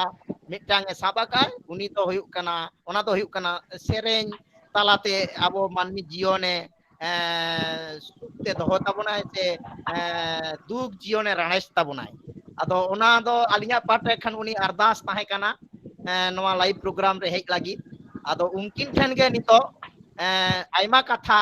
ᱢᱩᱪᱟᱹᱫ ᱜᱟᱞᱢᱟᱨᱟᱣ ᱠᱚ उनकिन अलिन मिटांग अरदास उनकिन आले जहां थुती गलमरा होइना बाबू प्रसाद कुमार मुर्मू नुकिन दो किन एल्बम सिंगर एवं विभिन्न बांग्ला बिहार उड़ीसा गोटा दिसम झारखंड दिसम नाना गैनहरी अखड़ा कोराव काकिन एवं आबो को लेकान हर हो अपना दुख जलारे जहां बन ताहे नुकु सुख एम लगी नुकिना रास्ता दो हुयुक कना सेरेंज मेनखान नुकिन ओनारेन मिटांग गालोचिया हो कना किन आर सुसरिया को केन आयमा लेकान कामी आबो घरन रे उनकिना मेना ओना तलारे सेरेंज आदो उनकिना दिस हुदिस हो कटिक बन आजमा जे बाबू प्रसाद कुमार मुर्मू अबिन दिस हुदिस थोड़ा आंजम के अबिन नोआ इदी कते थुती गलमराव आर ओना थुती गलमराव ताइनोम नोआ को इदी कते नुन घड़ी जहां प्रोग्राम होइना नोआ बाबत मिद बार थुती आर अड़ी घड़ी बोरिंग बुझाइना ओना को चेतान रे मिटांग सेरेंज हो परे तेले अरदास ले दो किया आदो मा प्रसाद बाबू बिना कथा कटि लई सदर बिन अच्छा सानाम को आजम नामे दाबो जानी हां अच्छा हाँ और पुलू रे डहार डहार रे जहां रेंजर को मेना बुना उनको जहां नो प्रोग्राम बो सेटअप अकदा सानाम को गे इन पास्टा सेन खन आडी आयमा सरहाव और आडी बेसिंग बुझाव केदा नोंकान मिडी चेहरा प्रोग्राम जहां दो हुयुक कना पुलू रे आडी सरहावन चला किना स्टीफन दा तकिन दोसर रविंद्रनाथ बाबू तकिन इन तायम रोहिन बाबू तकिन आडी आडी आयमा सरहाव इन दो अतु दिसम रे ताहे कते जहां स्टीफन बाबू तकिन बा मंडी बाबू तकिन जहां किन ले केदा ओना को दाली लिन नेल एदा जे होय सरीगे मिटी अतु दिसम रे जीव जियली असुल कते चे बेनिफिट मेना अब ओका लेका मूविंग मनी माने मूविंग बैंक कान ताबोना एकदम नो एकदम अलिन नेल एदा नोडे माने अब जहां बो रोपड़ेना ओना एकदम प्रैक्टिकल अलिन नोडे नेल एदा सरीगे आले इन दो अतु दिसम रिन ताहेना जे तीना चेहरा बेस जीव जियली असुल कते मनमी मिड बेड़ा बार बेड़ा बो असुल दाड़िया कना किछु बो डिपोजिट नौका कोरोना कोविड 19 रे जहां नितो जहां बाहरे कमी बांग बो चलाव दाड़िया कना डांगरा गुपी गई गुपी मेरम गुपी कते तीना चेहरा जीवन बो माने तीना चेहरा बिताव तबोना ओना खातिर नोआ प्रोग्राम खातिर आयमा साराव आदो इन पास्टा सेन कोन दो अलिन हो मिटी नौकाना मेना तालिया जहां दो अलिया कुसी शौक जे बांग अडी जोर सिम लिया असूल को आदो डॉक्टर तो को मेना को अडी आसा अलिन रेन अडी उनका बड़ी फार्मिंग सिस्टम मेना तालिया जहां रे दो अडी स्तोय सिम को मेना को आदो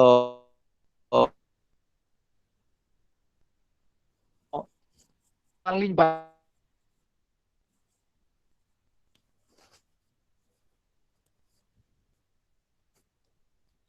दुकान को मेना चलाव कते लई बड़ा कोई नौका नौका ब्यापार किंतु बसंत ना जहां विषय ओना दो तेज पर्यंत अलिन अटकाव दाड़िया तो कटिक तलांग कुकली दोया डॉक्टर बुद्ध के जहां मेना को नोना तेला जहां जुदी एम को इन तायम कटिक आरो को जहां लई अच्छा डॉक्टर मांडी गमके प्रसाद बाबू जहां मिटांग कुकली दो के आय जे आतु दिसम रे आयमान लेकान के मेना को जीव जियली ओना तला रे डॉक्टर प्रसाद माने प्रसाद बाबू उनी सीम आसुल का को तो सीम मेना को से आसुल का उनकुआ मिटांग रोग होया बसंत रोग जहां दो हाली लिंग बड़ाया जे बसंत मिटांग खूब मारात्मक मिटांग रोग कना आदो ओना चेक कना एवं ओना चिकते उनी निरामयाय चिकते बेस दोहो दाड़या को ओना खन ओना कटी पंथा बिन जुदी बिन ले किया अच्छा हाँ अभी दवा कोर्स करा नुआ दो प्राय के बन नेला जे सिम को दिनो को बसंत नेल को बन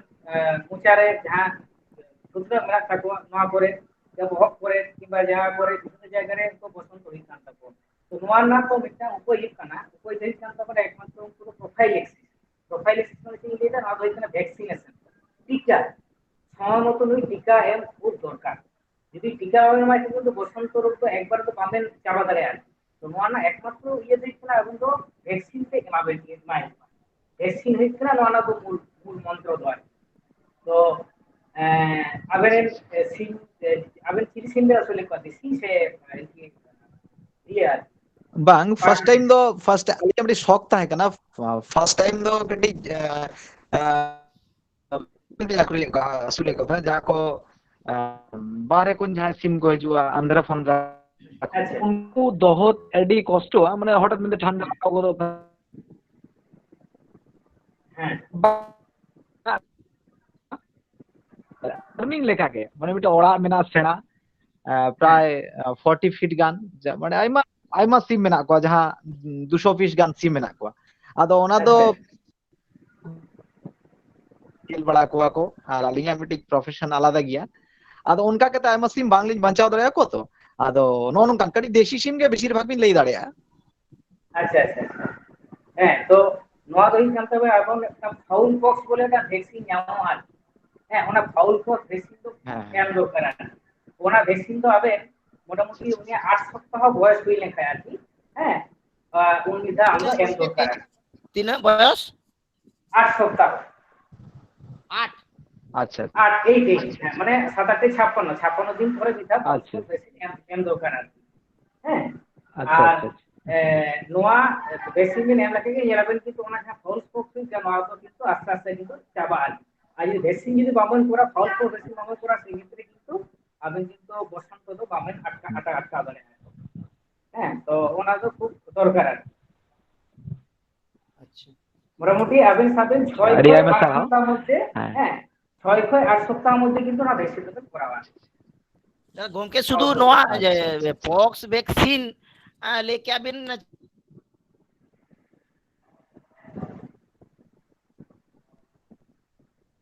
56 দিন রে এম হইবা তো ওনা মারাও কোয়া তাহলে তো চেক চিক হইয়া তো ওনা মারাং তাহলে কি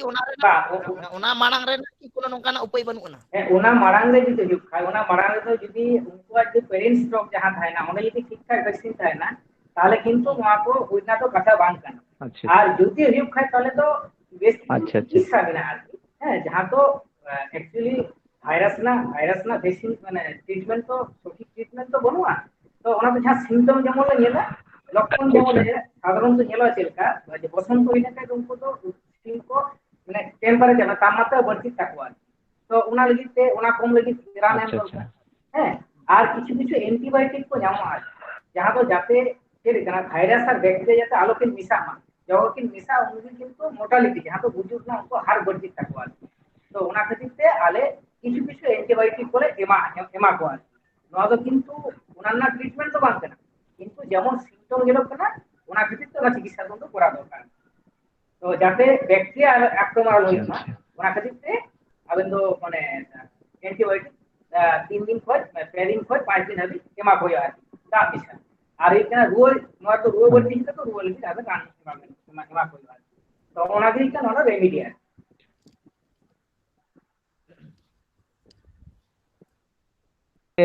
আলিন যদি আইমা সিম লিং দহ কোয়া এনকা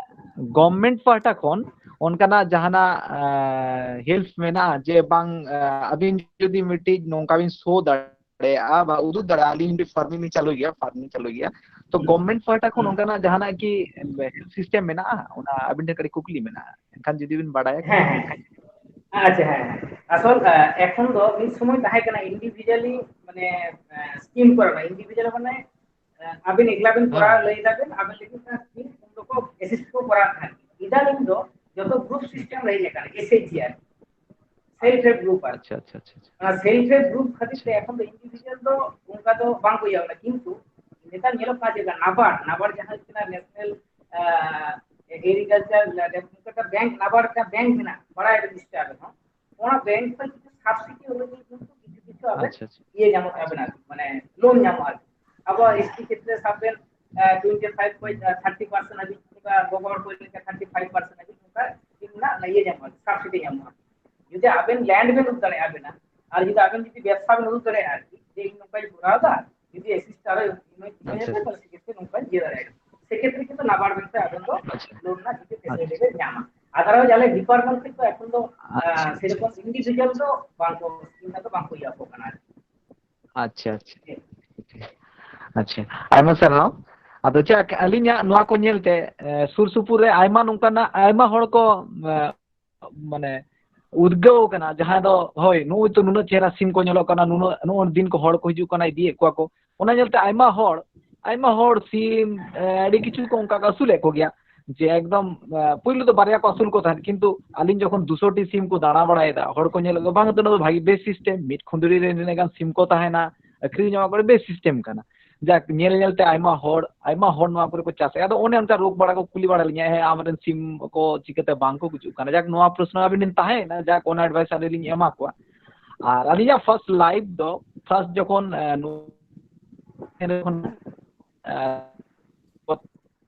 nongka miti jinis la je dahar do cek kana bancao dahar cek kana palen ar jahana ko mena namal khatal bangling kami nongna adi kichu na obos kharapa to first time adi ustai sukri holin dohole ko jahay do kana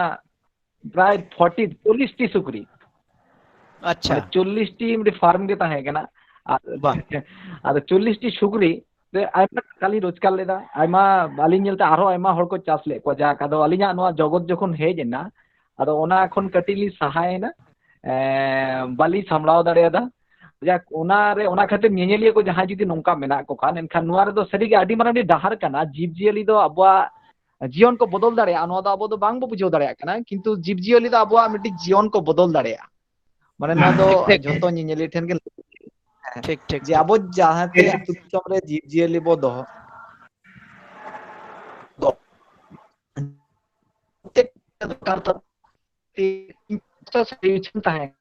জীব জিয়ালি do abo atu disom re best jinis kana ko হ্যাঁ জীব জিয়ালি ko doho ko onkate miti জীবন bo khandao dareya আর নোয়া ko lei kate ge aling do nito leka lei do haling happy hata dare শুধু তা ᱫᱚ ᱵᱟᱝᱟ ᱯᱨᱚᱥᱟᱫ ᱵᱟᱵᱩ ᱡᱤᱵ ᱡᱤᱭᱟᱹᱞᱤ ᱱᱩᱠᱩ ᱟᱵᱚ ᱯᱟᱹᱦᱤᱞ ᱠᱷᱚᱱ ᱜᱮ ᱜᱷᱟᱨᱚᱸᱡᱽ ᱨᱮ ᱱᱩᱠᱩ ᱥᱟᱝᱜᱮ ᱢᱤᱞᱮᱢᱤᱥᱮ ᱠᱟᱛᱮ ᱟᱵᱚ ᱵᱚᱱ ᱢᱤᱫ ᱜᱷᱟᱨᱚᱸᱡᱽ ᱨᱮ ᱢᱮᱱᱟᱜ ᱟᱠᱟᱫ ᱵᱚᱱᱟ ᱛᱚ ᱱᱩᱠᱩ ᱜᱮ ᱡᱩᱫᱤ ᱢᱚᱸᱡᱽ ᱛᱮᱵᱚᱱ একদম ᱟᱹᱥᱩᱞ একদম ᱫᱟᱲᱮᱭᱟᱠᱚᱣᱟ ᱱᱩᱠᱩ ᱜᱮ ᱢᱚᱸᱡᱽ ᱛᱮ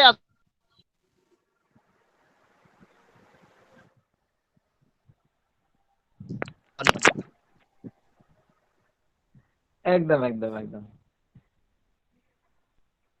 hello hello kadi kin disconnect na chicha online ᱡᱟᱦᱟᱸ ᱢᱮᱱᱟᱜᱼᱟ ᱟᱞᱮᱭᱟᱜ ᱜᱟᱞᱢᱟᱨᱟᱣ ᱯᱮ ᱟᱸᱡᱚᱢ ᱠᱮᱜᱼᱟ ᱟᱨ ᱟᱞᱮᱭᱟᱜ ᱜᱟᱞᱢᱟᱨᱟᱣ ᱫᱚ ᱛᱮᱦᱮᱧ ᱠᱷᱚᱱ ᱮᱛᱚᱦᱚᱵ ᱮᱱᱟ ᱱᱚᱣᱟ ᱫᱚ ᱦᱩᱭᱩᱜ ᱠᱟᱱᱟ ᱯᱩᱭᱞᱩ ᱦᱟᱹᱴᱤᱧ ᱠᱟᱱᱟ ᱥᱮ ᱢᱤᱫ ᱠᱷᱚᱱ ᱠᱟᱱᱟ ᱯᱨᱚᱛᱮᱠ ᱥᱚᱱᱤᱵᱟᱨ ke ᱥᱚᱱᱤᱵᱟᱨ ᱱᱚᱣᱟ ᱨᱮᱱᱟᱜ ᱱᱚᱣᱟ ᱯᱨᱳᱜᱨᱟᱢ ᱪᱟᱞᱟᱜᱼᱟ ᱮᱵᱚᱝ ᱟᱭᱢᱟ ᱱᱚᱣᱟ ᱛᱮᱦᱮᱧ ᱫᱚ ᱳᱯᱮᱱᱤᱝ ᱫᱤᱱ ᱨᱮ ᱢᱤᱫᱴᱟᱝ ᱠᱷᱟᱴᱚ ᱢᱟᱪᱷᱟᱛᱮ ᱜᱟᱞᱢᱟᱨᱟᱣ ᱞᱮ ᱛᱮᱭᱟᱨ ᱠᱮᱜᱼᱟ ᱪᱮᱛᱟᱱ ᱟᱫᱚ ᱱᱚᱣᱟ ᱯᱚᱨ ᱫᱚ ᱟᱭᱢᱟ ᱞᱮᱠᱟᱱ ᱡᱟᱦᱟᱸ ᱞᱮᱠᱟᱱ ᱜᱚᱲᱚ ᱥᱚᱯᱚᱦᱚᱫ ᱪᱮᱫ জিনিস করা লেখান গানোয়া ওকা করে ভালে মিহু মেরম ডাংরি জীবজিয়ালি বন নাম কোয়া নোয়া এবং উনকু চেদ লেকাতে বন ব্যাপারী কোয়া নোয়া কো পরবর্তী পর্যায় রেনা যাহা এপিসোড কো হুইবা ওনা করে হা বন আঞ্জম কাতে বন বাড়াই দাঁড়ায়া আদো নিতো দ বাবু প্রসাদ মুর্মু মিটাং আরদাস ইন দোহাই কানা মুচাদ রে যে আলে যা নোয়া প্রোগ্রাম রে হেজ সেটরা কানাম ওনা খাতির আইমা সারহাও আসো আইন আলিয়া নোয়া মুচাদ ধারি নোয়া ডাহার যাহা পর্ব চালা'a each and every episode re tahenla ardas যদি তাহেন দাঁড়ায় খানেম খুব নাপায় আলে হো মজ লে বুঝবা আপে লেকান আইমা হড় নোয়া ইয়ে রে কো সেলেদো'a তেহেñ ko selet lena kichi etketore khatir unku ko motamuti ko join kate ko anjom kate ko iye kana तो उनका के आपे पे ताहेना आपे को पे जुदी पे ताहेना आतु दिसम रे नोआ कथा जुदी पसना आशा करी आबरन जहां सिग्नत दिसम रेन बाबू मई को बेकार को दाणा बड़ाया जहां प्रसाद मुर्मू गमके लेकाना कथाते पाहिल हक ताहे कान तया मेरम से सुक्री असूल ओना उनी कोराव काय ओना कोराव काते रह उनी ओना ना भाले मिटांग प्रॉफिटेबल बिजनेस मेनते बुझाव काय तापरे मेनखान नोआ नितो जहां लाइन है ओना बा जा शौक कान थाया शौक हिसाब तेगे नोआ दो हेज आकनाय आशा करी आतु दिसम करे दो सिम मेरम भिड़ी सुक्री मेना को गया ऐसे बांगा अच्छा हाँ हाँ एकदम मेना को ठीक आयमा दामान कथा आदो बाबू प्रसाद आयमा अक्तो हो बिलोमो कना आदो मुचाद रे आमा मिटांग सेरेंज ले आजोमा जेतु आम नितो ले आम जे मेरम सुक्री असूल पर हो इना शौक तहे कना सेरेंज ओना सेरेंज अखड़ा रे नितो दो सेरेंज संघरिया लेकाते सब आका एवं ओना निये गे आम नितो एम तोराव इदी तमाम जीवन तो आमा मोचा खन आमा जाना उनकाना सेरेंज तहन खान मिटांग आलजोम आलेम।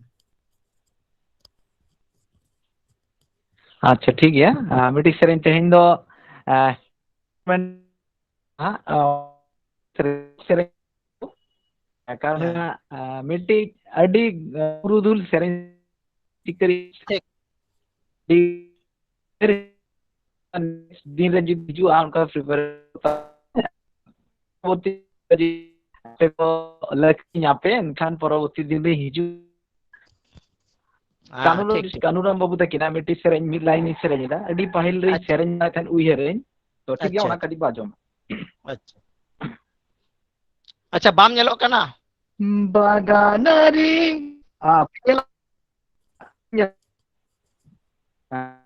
ना बाम नेलो कना हां ठीक है बन नेलो कना इन बन नेलो कना हां तो ठीक है ठीक है चलो एहब लेबी हां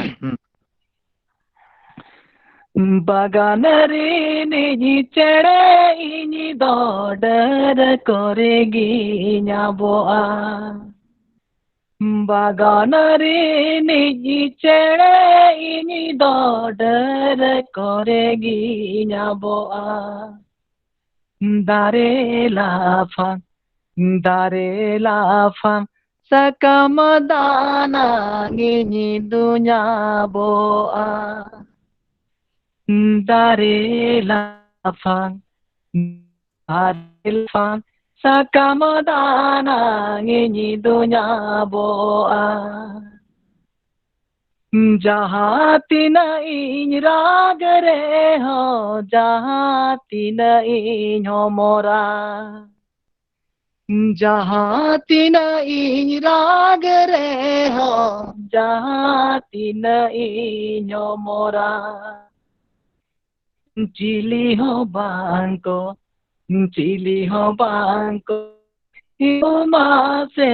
दुख मुहे मेरे चिली हो बांको हिजुमा से दुख मोहे मेरे बागान रे निजी चढ़े इनी दौड़ कुदी इना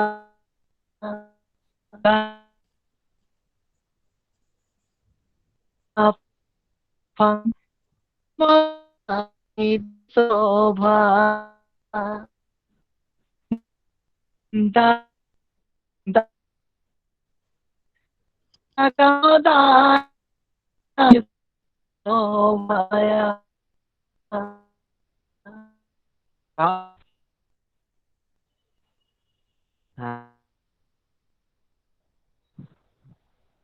हाँ हेलो दादा रविंद्र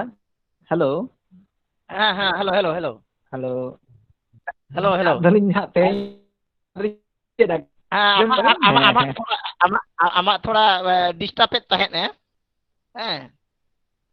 अच्छा अच्छा अच्छा उनाते माछखाने बांग्ला आजमो कना नितो हां नितो आंजमो कना अच्छा आर भी रिपीट आकना माजे माजे माने आउटो कना आरकी आर ये रोड हो बांग आंजमो कन तमा अच्छा अच्छा अच्छा अच्छा आजमो कना से हां नितो आंजमो कना नितो आजमो कना हां नितो आंजमो कना नेल हम नेलो कना बागान रे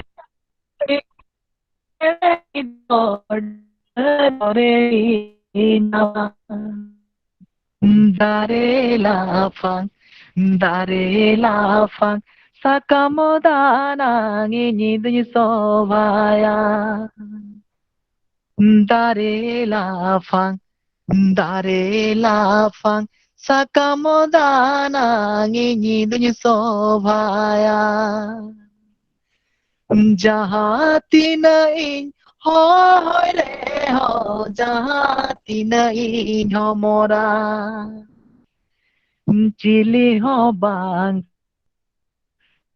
Chico gongi mase duku muhimire chili ho bangko gongi mase duku muhimire ठीक गया ना दो आयमा सराव ना ᱟᱹᱰᱤ दो बाबू कन्नू ᱟᱹᱰᱤ तकिना ᱟᱭᱢᱟ सेरेंज ᱥᱟᱨᱦᱟᱣ। अति बेस ᱴᱷᱤᱠ ᱴᱷᱤक ᱴᱷᱤक ᱴᱷᱤक हाँ ᱴᱷᱤक ᱟᱪᱪᱷᱟ ᱠᱷᱩᱵ ᱢᱚᱡᱽ ᱟᱢᱟᱜ ᱚᱞ ᱢᱤᱫᱴᱤᱡ ᱢᱩᱪᱟᱹᱫ ᱨᱮ ᱟᱢᱟᱜ ᱚᱞ अच्छा अच्छा अच्छा अच्छा ठीक गया इnya all miti sereng ado inya all miti sereng adi nongka jala re jokon chas kami ᱟᱪᱪᱷᱟ tahe ᱟᱪᱪᱷᱟ kana ᱟᱪᱪᱷᱟ ᱟᱪᱪᱷᱟ kami dulu miti chas kami ka sama miti dulu miti kata uher leda ajom ledeng uher ᱟᱪᱪᱷᱟ ledeng nyel ledeng to ᱟᱪᱪᱷᱟ un jokon nya mone re miti sereng tatka gi uher hej adia sereng gan to ona inya BS college album ma jhotor bo nyel agada ado ona inya huding macha kali sereng ka ga ayma sereng mena entere BS college abwa traditional sereng tata sereng bang ᱟᱪᱪᱷᱟ ᱟᱪᱪᱷᱟ ᱢᱟ ᱴᱷᱤᱠ ᱜᱮᱭᱟ chalo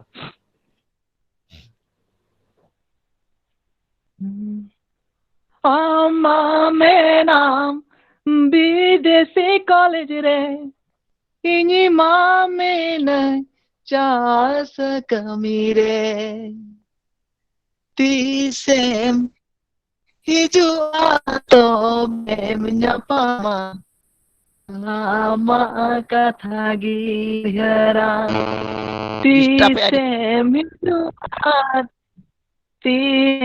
hijua to menyapa ama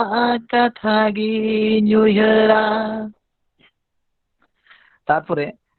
mini চুপুডু the কাইলা পেদা ama kathagi nyuhera আচ্ছা thari dakare amaru puge kukumule kagi nyela thari dakare amaru puge kukumule kagi nyela তারপরে line মেনা যে আম দো গাতে পালেম নিঠুরা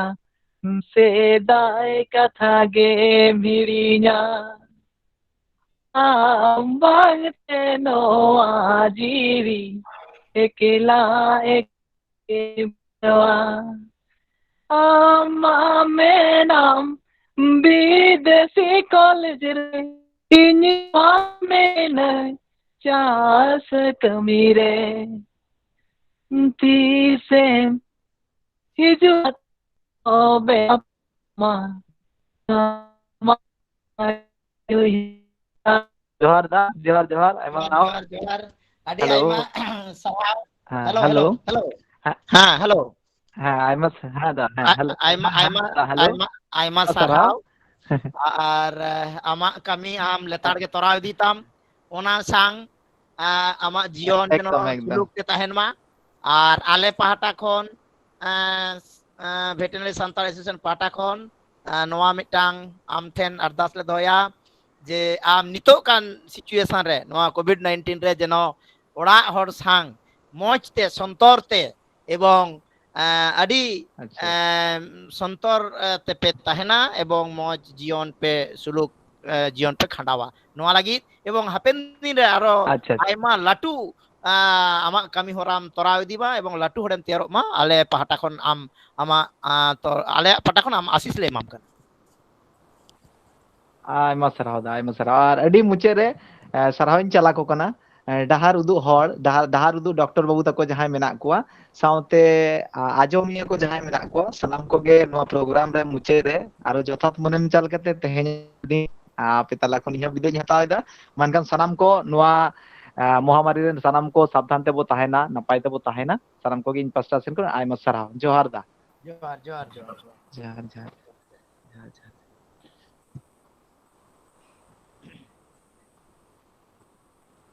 তো আর যাহাই ko mena akak bona যদি জাহানা গালমারাও রেনা যাহা কুকলি যদি মেনা আকাক খান কুকলি পে দহ দাড়েয়া আর বাংখান দো তেহেᱧᱟ ᱱᱚᱣᱟ ᱜᱟᱞᱢᱟᱨᱟᱣ ᱟᱠᱷᱲᱟ ᱫᱚ ᱟᱞᱮ ᱫᱚ मुचाद मेंते ले घोषणाया चेदा से मा आयमा ऑक्तो बिलोमेना आयमा हॉड जहां नवा लाइव बोन नेला नुकु होयतो जाना कमी को ताहें दाड़ेआ ओना हिसाब ते तेहेኛ प्रोग्राम दो हेलो हेलो हेलो स्टीफेन ᱦᱮᱸ ᱢᱮᱱᱫᱟᱹᱧ ᱟᱵᱚ ᱛᱟᱞᱟᱨᱮ ᱢᱤᱫᱴᱮᱱ ᱢᱮᱱᱟᱜᱼᱟ ᱟᱞᱵᱤᱱᱩᱥ ᱥᱚᱨᱮᱱ ᱟᱫᱚ ᱩᱱᱤᱭᱟᱜ ᱟᱫᱚ ᱢᱤᱫᱴᱮᱱ ᱪᱮᱴ ᱵᱚᱠᱥ ᱨᱮ ᱧᱮᱞᱚᱜ ᱠᱟᱱᱟ ᱟᱫᱚ ᱚᱱᱟ ᱠᱤ ᱪᱮᱴ ᱵᱚᱠᱥ ᱨᱮ ᱢᱤᱫᱴᱮᱱ ᱠᱩᱠᱞᱤ ᱧᱮᱞᱚᱜ ᱠᱟᱱᱟ चेत कुकली ᱟᱫᱚ ᱩᱱᱤ ᱱᱚᱰᱮ ᱜᱮ ᱢᱮᱱᱟᱭ ᱠᱟᱫᱮᱭᱟ ᱢᱟ ᱟᱭᱟᱜ ᱢᱚᱪᱟᱛᱮ ᱵᱚᱱ ᱟᱸᱡᱚᱢ ᱛᱟᱭᱟ ᱟᱫᱚ ᱟᱞᱵᱤᱱᱩᱥ ᱚᱱᱟ ᱥᱚᱨᱮᱱ ᱦᱮᱸ ᱟᱫᱤᱧ ᱢᱟᱞᱤᱧ ᱞᱟᱹᱭᱮᱫᱼᱟ ᱛᱚ ᱡᱟᱦᱟᱱᱟᱜ ᱠᱩᱠᱞᱤ ᱛᱟᱦᱮᱱ ᱠᱷᱟᱱ ᱚᱱᱟ ᱢᱟ ᱮᱱᱟᱝ ᱠᱷᱚᱱ ᱞᱤᱧ ᱢᱮᱱᱮᱫᱼᱟ ᱟᱹᱞᱤᱧ ᱩᱱᱤᱭᱟᱜ ᱠᱩᱠᱞᱤ ᱱᱚᱰᱮ ᱧᱮᱞᱚᱜ ᱠᱟᱱᱟ ᱯᱷᱟᱨᱢ ᱠᱷᱩᱞᱟᱹᱣ ᱞᱮᱠᱷᱟᱡ ᱪᱮᱫ ᱪᱤᱠᱟᱭ ᱦᱩᱭᱩᱜᱼᱟ अच्छा अदो मा डॉक्टर स्टीफेन सरेन गोमके अबिन नोआ रना मिटांग तेला रुवाड़ एम तबन बिन अच्छा एमान फार्म खुले सारहाव लेखन आदो फार्म खुलाव लगी दो उसार अड़ी शॉर्ट ते गालमाराव दो बांग सतआ माने जो तायम दाराम दिन रे हा उसार माछा तो बन गालमारावा आदो नेतो तो खाटो मिट कथा ते निये गिन मेना जदि फार्म खुलाव बन मेने खाय नेतो अपनार अपनार एलाका रे मेना ब्लॉक लाइफस्टॉक डेवलपमेंट ऑफिसर उनको सा बन जोगाजोग मा उनको सलाह लेका ते बन चला मा आस तेहना उनको अब भागी डहार को उदो आबोना और उना डहार ते चलाव कते बन फार्म बन खुलाव दाड़िया एते नोआ दो मिट कथा तो बांग सतआ नोआ और तायम दाम गामराम अब नोआ डहार हो नोआ निये बन हुई अचिया नोआ के उनी हा अब बन लई या से एटा खबन लई को जे नोआ नियम दो और हो तायम धा गामराव को तार माने बाबू अविनाश गोमके तकिन किन आंजम या निश्चय किन बुझाइया तार माने अबिना कथा लेके रे ब्लॉक रे चलाव कते ओंडे जहां को नोआ प्राणी सम्पद रे अधिकारी को मेना को उनको ठेन जुदी चलाव कते कुकली किन दोहया से ओंडे जुदी किन गालमाराव ताले उनकिन ना पंथा को उदु अकिना हेसे बा ताई तो स्टीफेन गोमके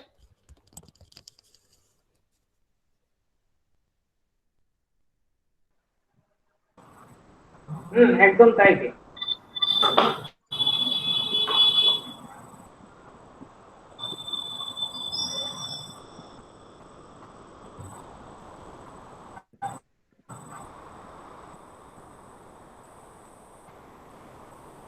हेलो है अदो आर जहां को जुदी मेना बोना उनका कुकलिन को आसो गोमके जहां अल्बिनास सोरेन कुकली दोहले आय खाटा माचेते डॉक्टर स्टीफेन सोरेन गोमके किन लई सदर किया और आयमा नोआ रना दिस हुदिस बाड़ाय लगित आले तेहें खन नोआ डहार एतहब के आले तेहें दो खाटो मोचाते गालमाराव केआ नोआ पर खन गे आलेया प्रत्येक शनिवार नोआ पर्व चलाव इदिया अबिन जुदी आले सांग नोंका गे जपड़ाव बिन ताहेना ताहले दो जहाना अबिना कुकली ओना कुकली रेना तेला रुवाड़ आरहो गहिर भाव तेबिन ᱧᱟᱢᱟ और नितोगार लेकाते जहां डॉक्टर स्टीफेन सोरेन गोमके किन लेकिया जे अबिन जुदी फार्म खुलाव बुझेत बिना ताहले दो अबिना जहां नियरेस्ट ब्लॉक कना ब्लॉक रे प्राणी संपद विकास विभाग रे जहां अधिकारी को मेना कोआ नुकु ठेन चलाव कते बिन ले लेखान गे अबिन पंथा को ले अबिना से गड़ो सपोर्ट को एमा बिना ताई तो स्टीफेन सोरेन गोमके है नेतो जेहेतु टाइम हो कम करना नाते बइन लई दाड़वा दिया नाते नेतो आया जुदी मोने रे जहां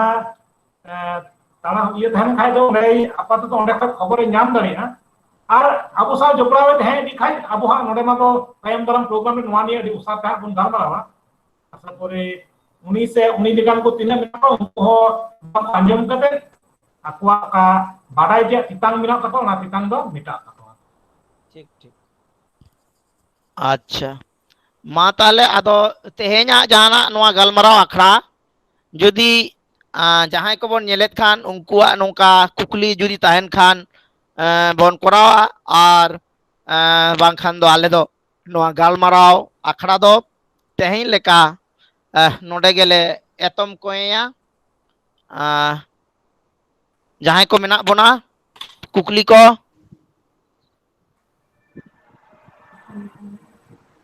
রবিদা সামনের সপ্তাহে ᱪᱮᱫ ᱦᱩᱭᱩᱜᱼᱟ ᱚᱱᱟ ᱠᱟᱹᱴᱤᱡ अच्छा एरपरे दो आले तेहना गलमाराव आखड़ा दो नोडे गेले एतम कोए क्या मेनते ले लई सदरेआ एरपरे हिजुक कान जहां सैटरडे से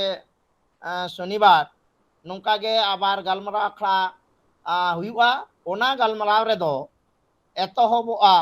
जे चेलकाते आतु दिसोम रे मेरम नुकु घारंज रे मेना कुआ नुकु चेलकाते आसुल काते सुलुक जीवन तोराव गानोआ एवं नुकुआ रान मुरगन रोग आजार एवं नुकु आसुल तालाते चेलकाते मिटांग पैसा काडी घारंज रे हिजुआ ओना को दिसुदिस इदी काते गालमाराव हुआ ओना दो हिजुक कान 22 तारीख शनिवार नौका गे गालमाराव आखड़ा रे मा ताहले तेहें जहां को मेना बोना हेज सेटर लेना बोन आंजम संगे के बोन तेहें आलेया नवा डहार गालमाराव आखड़ा पुइलु हटिंग आदो सनाम कोगे तेहें दो नौका गे आले हापेन दिन करे आलेया नवा गालमाराव आखड़ा ले सेटर तहेना पे नवा लई सदर काते और सनाम गे तेहें जहां गालमाराव किन तहे कना नुकुन को और आले नवा लाइव जहां नेले आबन सनाम कोगे आलेया वेटरनरी सांतार एसोसिएशन पाहटा खन लासार हेद आर मिद धाव गॉड जोहार एम काते तेहेंया नवा गालमाराव आखड़ा दो नोडे गिली मुचाद किया मा ताले सनाम कोगे जोहार